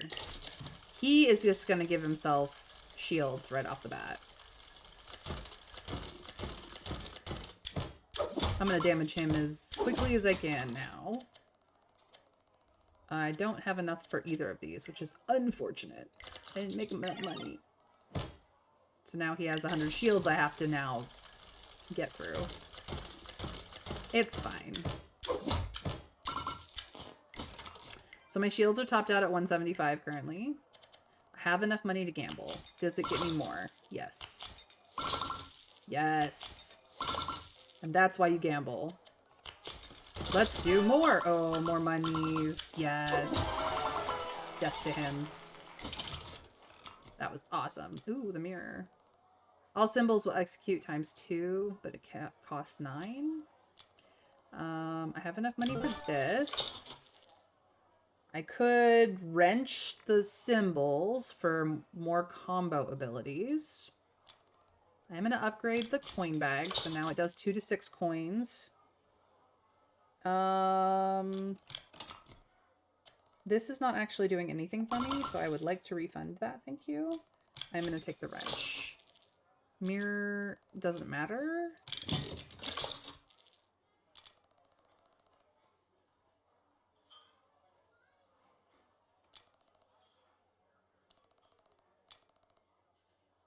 No. Save the money. Ooh, but spin blade. But spin blade. So spin blade respins the wheel after it hits. This is very handy. We like this. Moving on. The cleaver. You will see the spin blade in action now, and it's crazy. So as you can see, it's like getting an extra turn on the wheel anyway. No combo that I can, like, I could attempt to get another shield here, but I don't think it's going to matter that much. Let's gamble some money. Beautiful. Let's run all the symbols again. Beautiful. Let's wrench the wheel enough to get more money. I am maxed out on money. Your turn to go, dude. You're gonna hit me for 30? Oh, that's cute.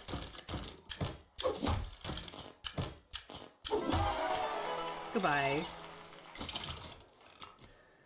That was fun. I'm gonna grab this. I'm gonna grab this. I'm gonna grab this. Don't care. I'm gonna grab the upgrade for this so it does more damage. Don't care. Beautiful. Beautiful, beautiful, beautiful. This game is so much fun.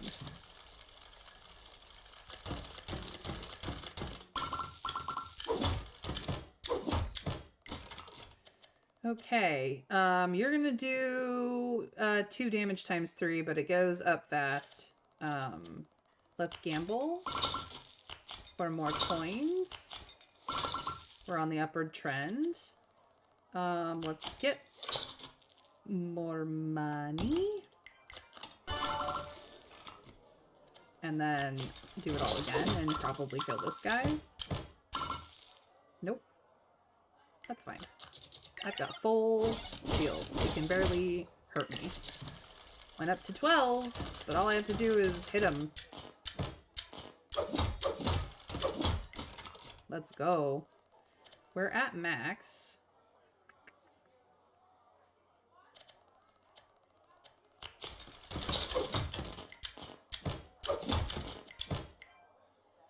Too much shields. Can I max out my money again? I sure can. Let's just do some damage. Goodbye.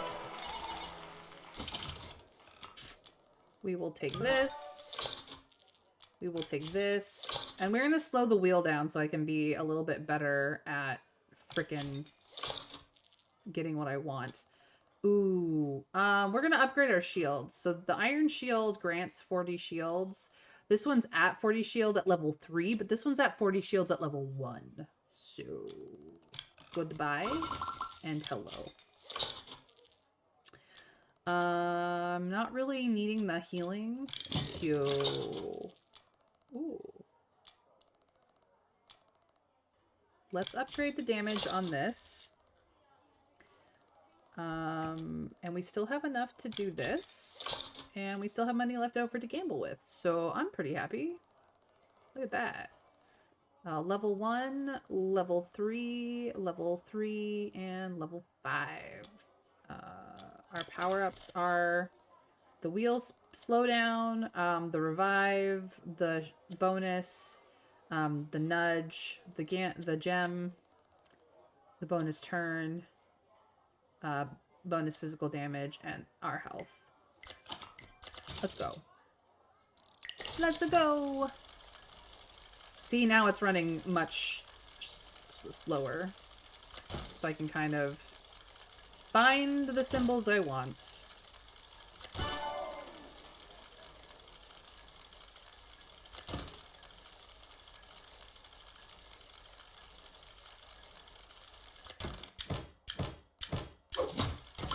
Yay, money.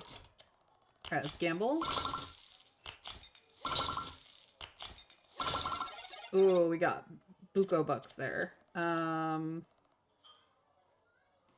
would like to have more damage, please. And then let's do it all again. Yeah, goodbye. See, 10 bucks just for quick killing that guy. Upgrade, yes. Upgrade, yes. Upgrade, yes. Upgrade, yes. Upgrade, yes. So now we are doing 3 to 10 coins. We're doing 45 damage, 24 damage, 80 shields, and we've got power-ups galore. Okay, dude. He's gonna do 100. He's just gonna whack us for 100. So I need some shields here. Nope. Well, we're gonna get hit pretty hard. Oh, we got 108. That's fine.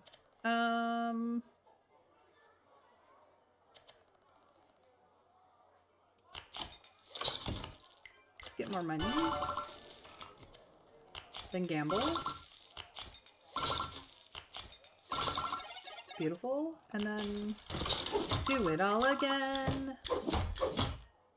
He didn't quite die. It's fine.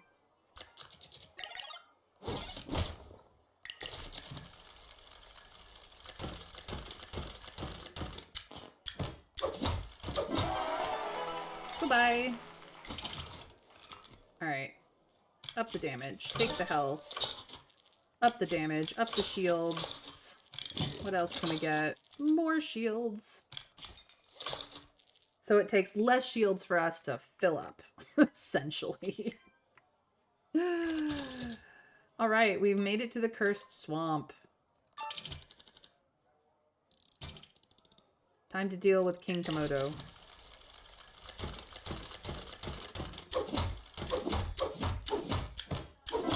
Goodbye. We're kind of dangerous, you guys. I don't know what to tell you. More money, please. Cannot do anything else. That's fair. Horn Goblin.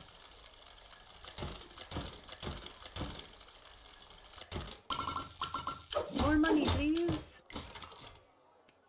Alright, let's get our monies up. Oh, that didn't go well. That was much better. Yes. Oh. We're just gonna end up doing damage and then whatever this brings. We did get our money up, though. Alright. He was not very dangerous to us. It's fine.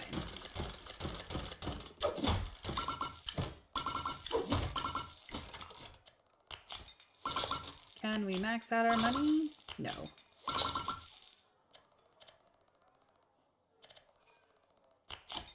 We can critical our money, though, and then roll it all again. Nice. Nope. This. And this. Heck yeah, we're getting dangerous now, guys. We are quite dangerous.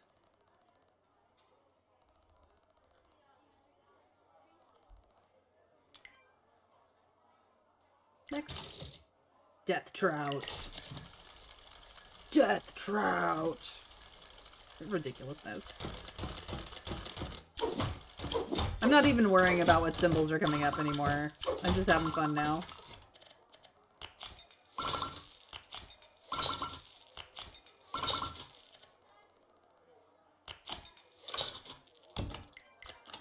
Crit money! Do it all again! Goodbye! I will take this. I will take this.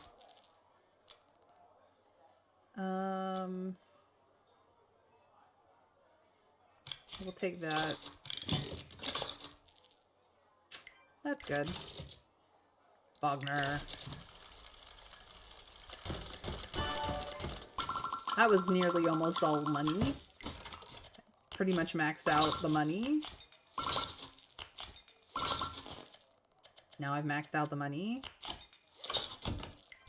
I critted the money. And now I'll do actual damage. Goodbye. That was fun. I'm looking for something else. Nope. I guess I'm upgrading shields. I grant myself 200 shields. Every time I crit on shields, it allows me to get more shields, so we're doing pretty good. King of the Bog.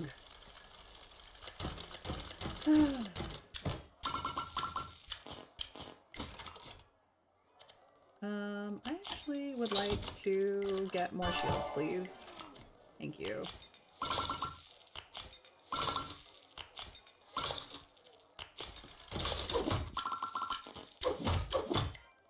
Take damage.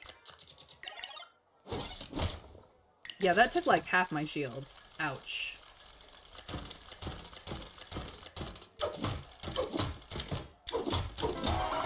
Goodbye. Take the health. Don't want any of this. I don't want any of that.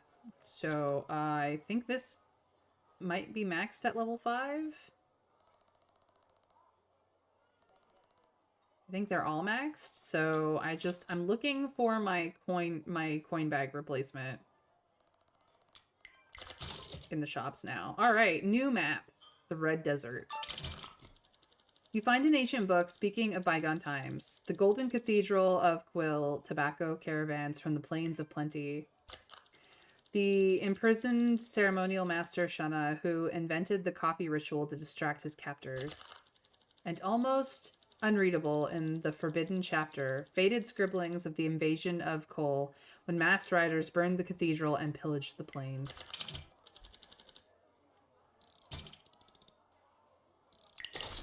Here we go.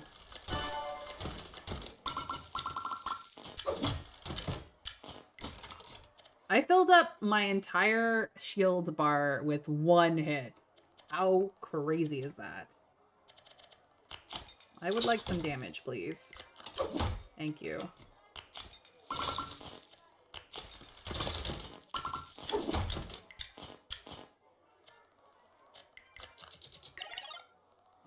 $70 shields. Well, that's fine.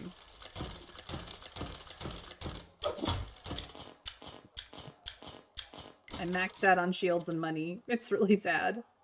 I'm gonna up my shields. So now I can get 350. I'm not even up to the full, like, 400 that one shield does. See if I can get some damage in. Oh, thank goodness. Finally some damage. Now damage is becoming a problem. Finally, the diamond respins the wheel afterwards. So, goodbye, coin bag. Hello, diamonds. Get some extra health. And then upgrade diamonds. So now I've got 2 respins.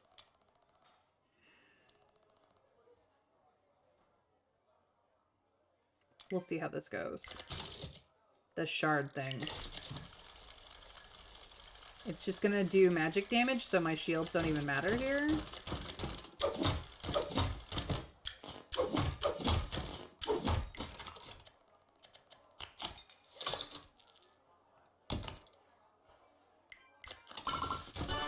Cool, that's what I wanted.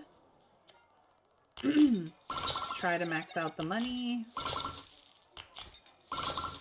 That's pretty close. Ooh, yes. Do all the damage. And he died. Upgrade this, upgrade this. Goodbye, sword. I just want these to do all the damage. It's just gonna be respin city. Watch how ridiculous this gets.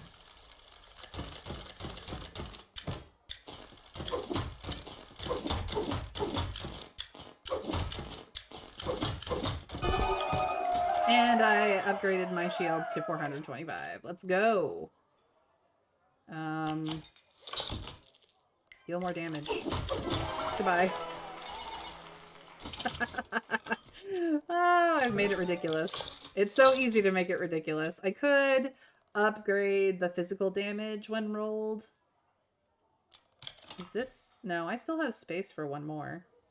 Okay.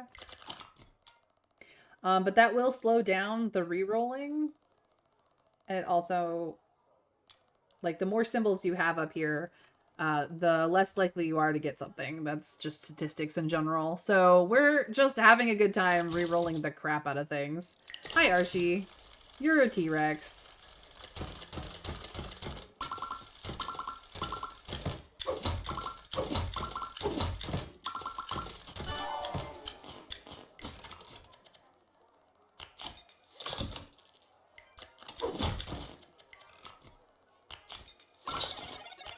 Go again!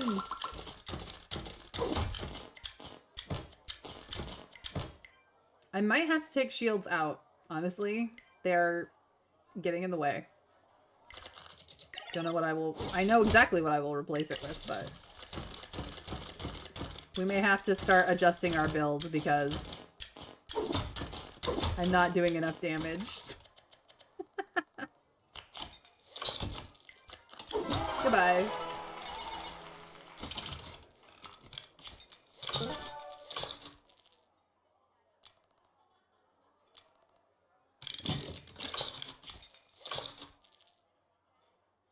It fine. We'll figure it out. The Rider of Coal.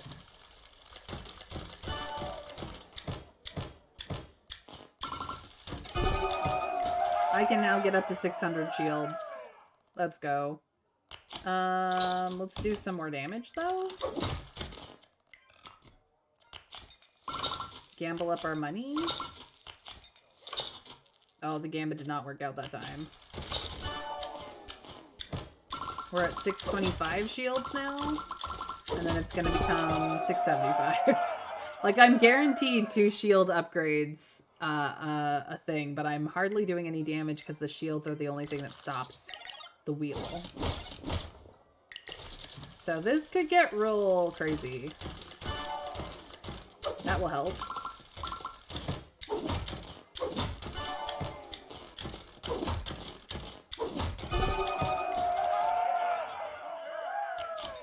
More damage, please.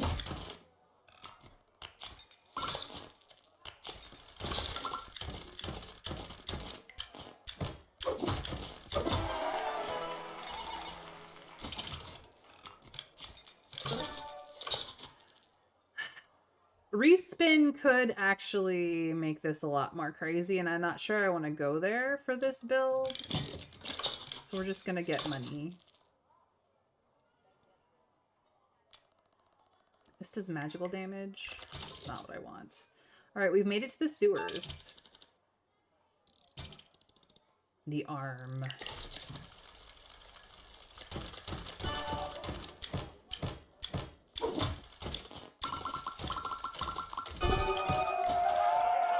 I'm up to 850 shields max. Ridiculous. 875. Time for the Gamba.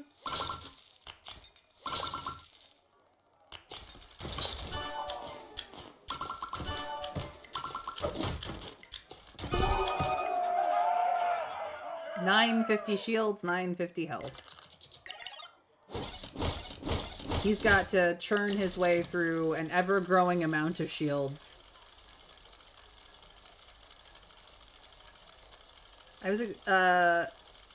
No, I mean some kind of activity at the launch. People who wanted to be on the ship, people who didn't want the ship to go, people who objected to you abandoning them. Also more about alien life form stuff, but I mean, I think there was more story to find in the next world if you, got set up the right way to pursue Elysium more, but yeah.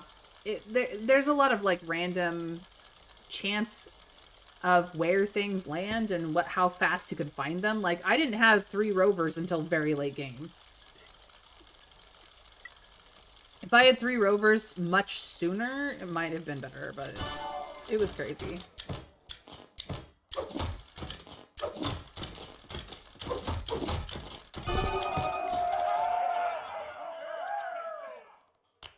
More damage, please.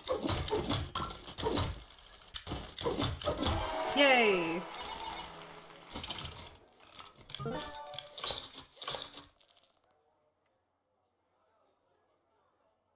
I'm gonna add the bomb. The bomb will be hilarious.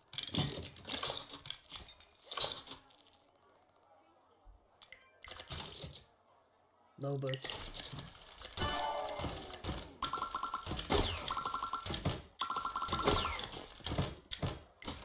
He's got some shields, but that's fine, because I've got some shields too. I would like another bomb symbol, thank you. The bomb goes through shields, as you can see. It also does more damage every time it shows up. So, yeah, it's a little ridiculous right now.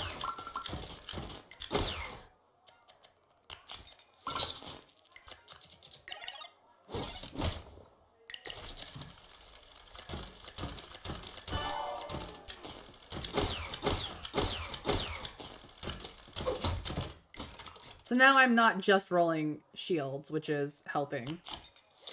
Can we find another bomb? No. Dang.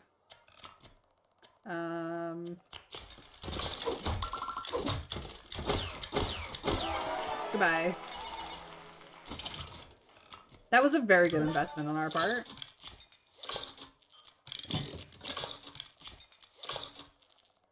Yeah, so +5 damage every time the symbol shows. Just ridiculous.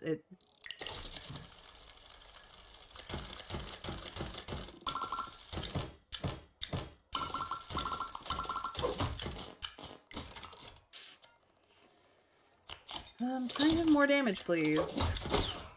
Upper is gonna hit me directly, so it goes straight through shields.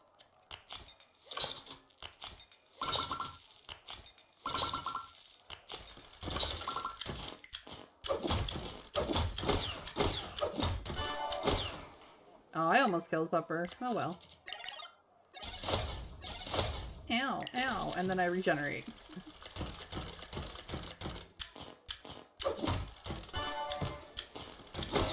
Goodbye. Poor Pupper.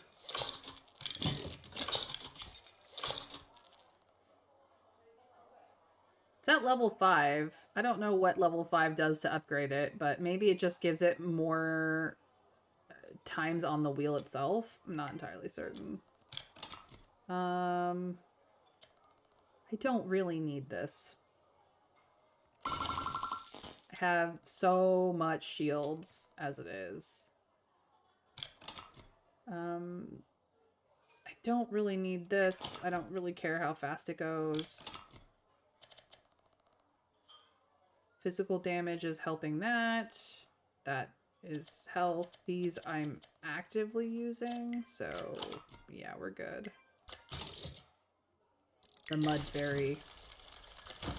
Back up to speed, so it's fine. Okay.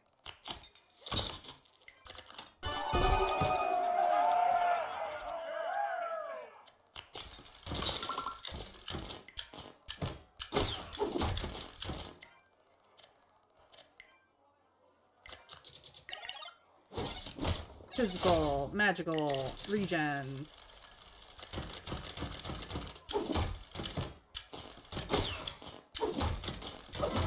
Goodbye.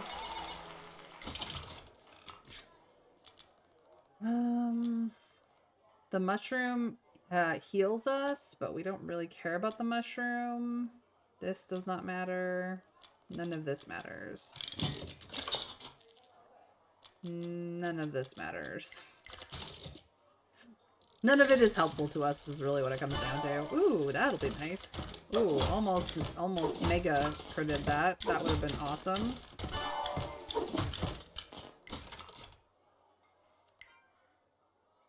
You're gonna lock down one of our symbols. That's gonna be annoying. More damage. Do it all again.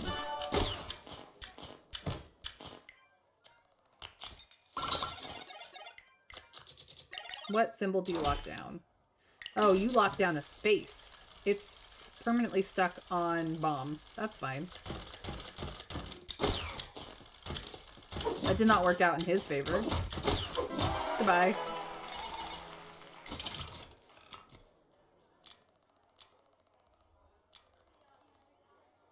I don't care about either of these.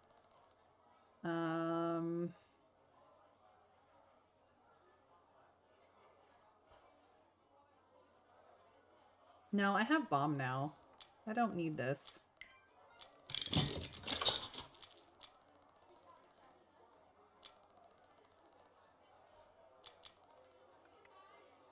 Respins would make this even more chaotic. I don't need it. I don't need it to be chaotic. The Cathedral of Smoke. Under an old tree, you meet a veiled woman who lived in the citadel before Sloth Thor took it. In whispers, she tells of the exiled King Lino I, once mighty tyrant, now roaming the petrified forest beyond with his loyal band of thieves. Your blade stirs. You must keep moving. Solandra.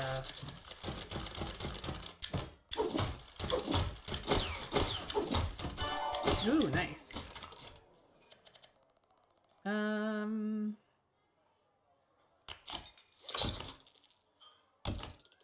More damage! More bomb. Much more in the way of shields, which will be helpful. Max out the money. Well, that's not gonna be helpful for us at all, which is fine. Probably better off than the last guy who got stuck on bomb.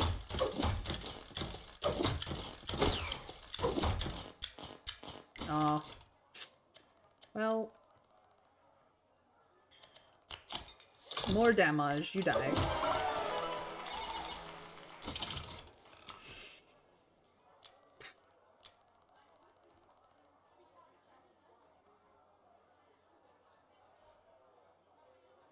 Let's take punch and see what rolls up. I don't really need more money, so that's fine.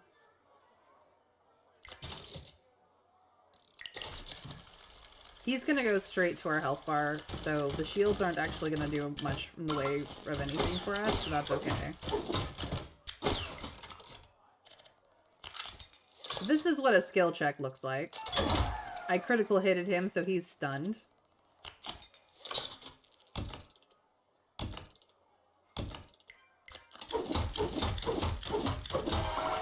And he died.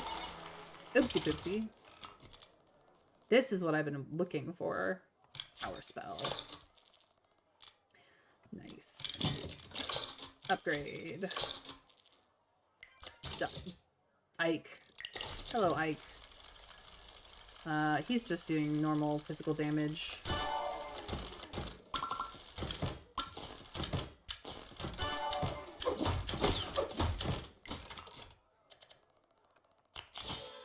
So this locks to the next round, which is when I hit the play button and we get our turn again. Plus 40% damage physical, plus 40% damage magical. Goodbye.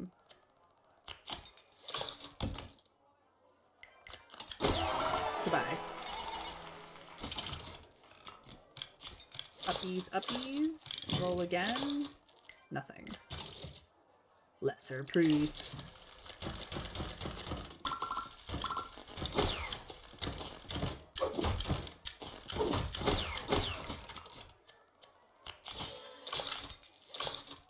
This will probably kill him. I'm to the point where I'm just too powerful, but it's fine. It does ramp up. It's fine that it's powerful now. Nothing. Okay. High priest. He's already got shields. He does physical and magical damage, so he is much more concerned than his lesser priest was. But again, it just depends on what rolls up. Well, he was a little squishy for all that power. Not gonna lie. We've made it to the Citadel. Slasher Goblin.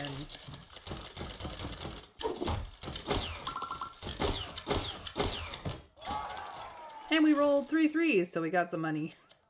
That is the only way that you can go over the $100 cap, is having the dice roll and give you more money, which is, I think, hilarious. I don't actually need this.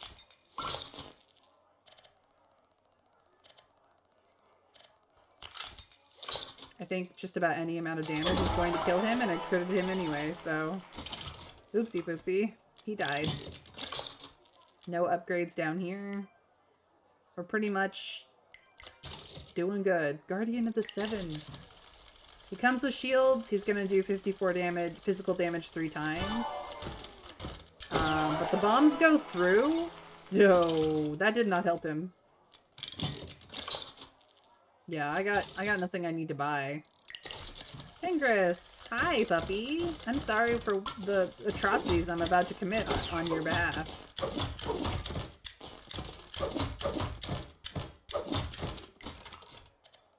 It's gonna be a trophorific.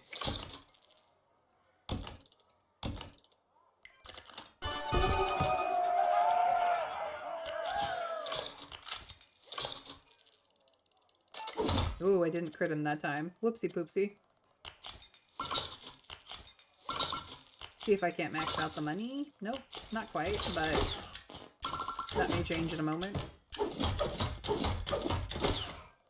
Oh, he didn't die. He'll actually get a smackdown on me.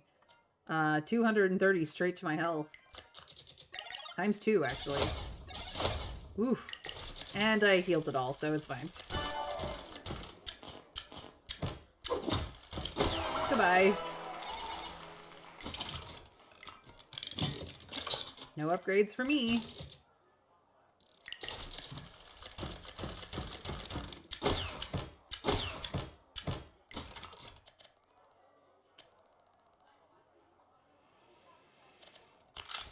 Can I stun you? Yep, I sure can. You will do nothing next turn.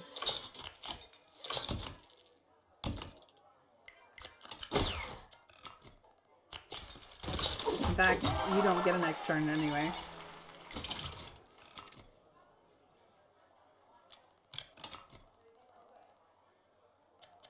I don't really need this. I killed them too quickly now. Helga! How's it going?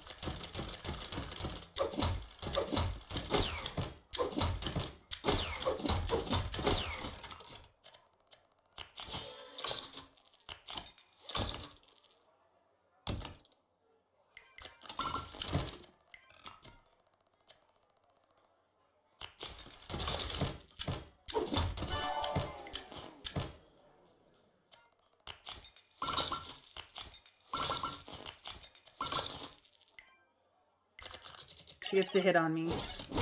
Oh no.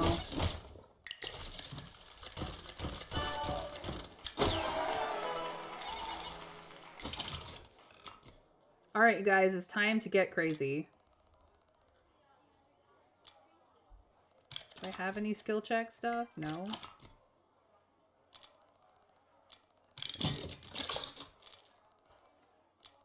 We're gonna take the mushroom. And we're gonna get rid of the shields. We now have no shields.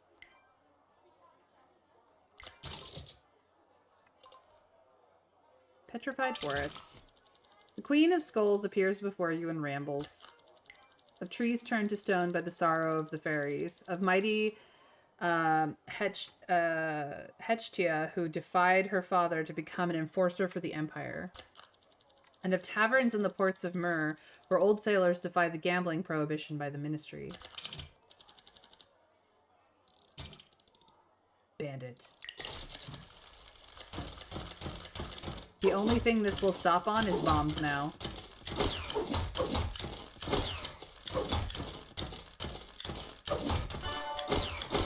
Goodbye. I rolled 3 5s. Look at that. This. That's it. 3 symbols. I'm breaking the game so bad with them.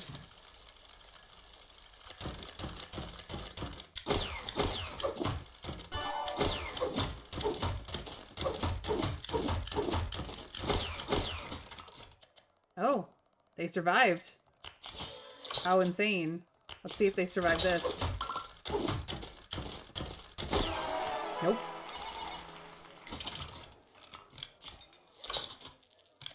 Alright, what don't I need anymore? I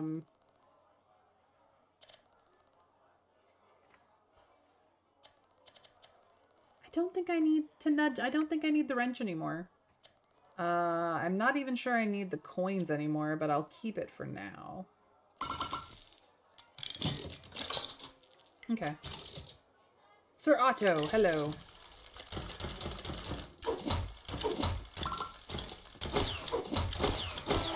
Goodbye.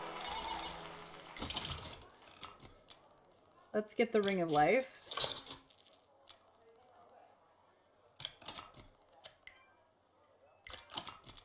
I don't really need the potion. More mushroom. All right, onward to the blush.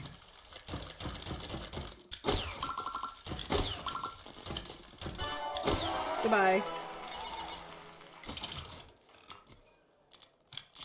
Take those upgrades.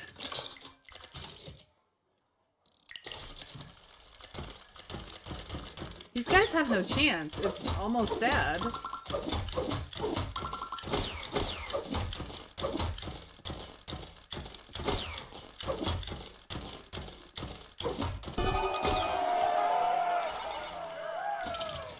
Mega credit out of existence. Ridiculousness. We have made it to the Ministry. We're almost to the end of the game. Hello, lower clerk. You seem to be a robot.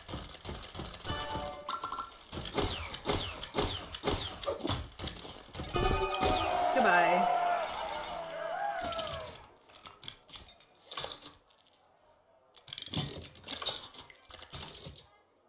The Enforcer, also a robot.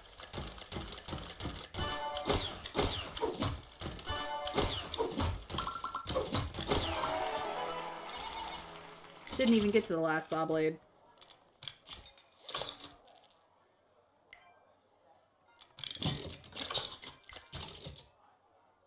Hechtia, we've heard about you before. You seem to be kind of dangerous. I find myself to be really unconcerned. We rolled 3 6s. And destroyed her. We have no more upgrades in the power-ups department. I have all healing boosts. I don't even get to use this. I don't even get to this anymore. So maybe I should sell it. I don't really even need the money either. Let's What? Okay, that's fine. I just can't get more money. That's all. Cool. Shredder 3000. He's gonna try to put on 200 shields.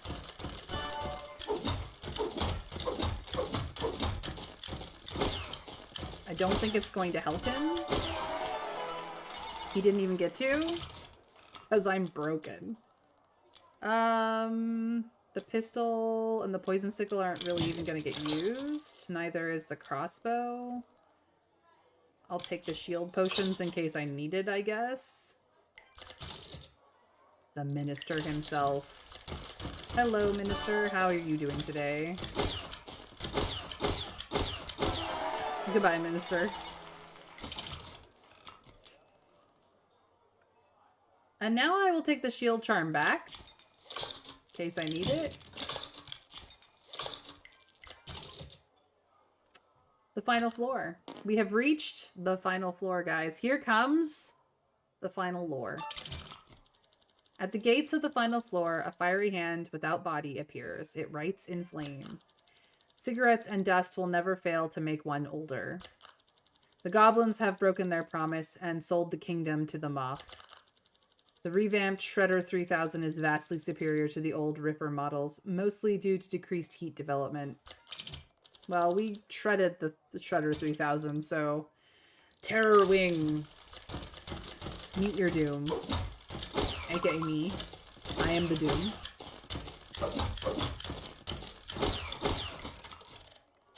Oh dear, he survived a round. I will put on shields. Look at my tiny amount of shields. But let's do it all again, shall we? Oops, he died. I'll take the boost. Upgrade those things. Yep, I'm good. The Terraspent. We've heard about them in earlier lore. They're supposed to be pretty bad. Well, he didn't survive because he was squishy. Yep, that's it. Lord Slothtor. We've heard about you, too. Heard you became the guy in charge. Wow. I can now do 200 shields and then do it all again. I rolled 3 threes. You've won! Well done! The lands are free from Lord Slothtor and his posse. At long last, the killing can stop. The gambling can stop. Phew! Thank you dearly for playing this game. It means a lot, and we appreciate you. Good luck, and see you soon! That is the main game of Slots and Daggers. It's cute, it's fun, and every build is a little bit different, and you can, as you saw, switch up your builds throughout the game so that if something's not working and you barely made it through, you can attempt to better yourself. As you can see, I gave you a broken wombo combo. It's not the only one that I've done that's really broken. And probably would... I actually don't know how well it will do in arena mode. This is where I usually end the game. So if you guys want some more Slots and Daggers, we can do more Slots and Daggers instead of Balatro. But both of them are a lot of fun. Both of them are a lot of fun. So thank you guys for joining me today. I think this is where I'm going to leave Slots and Daggers. If you want to check this game out, I highly, highly recommend you do so. And you can do so.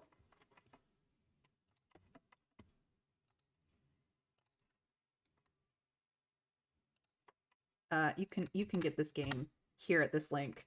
But thank you guys for joining me today. I actually enjoyed Slots and Daggers probably more than the Next World, but the Next World was fun too. Don't get me wrong.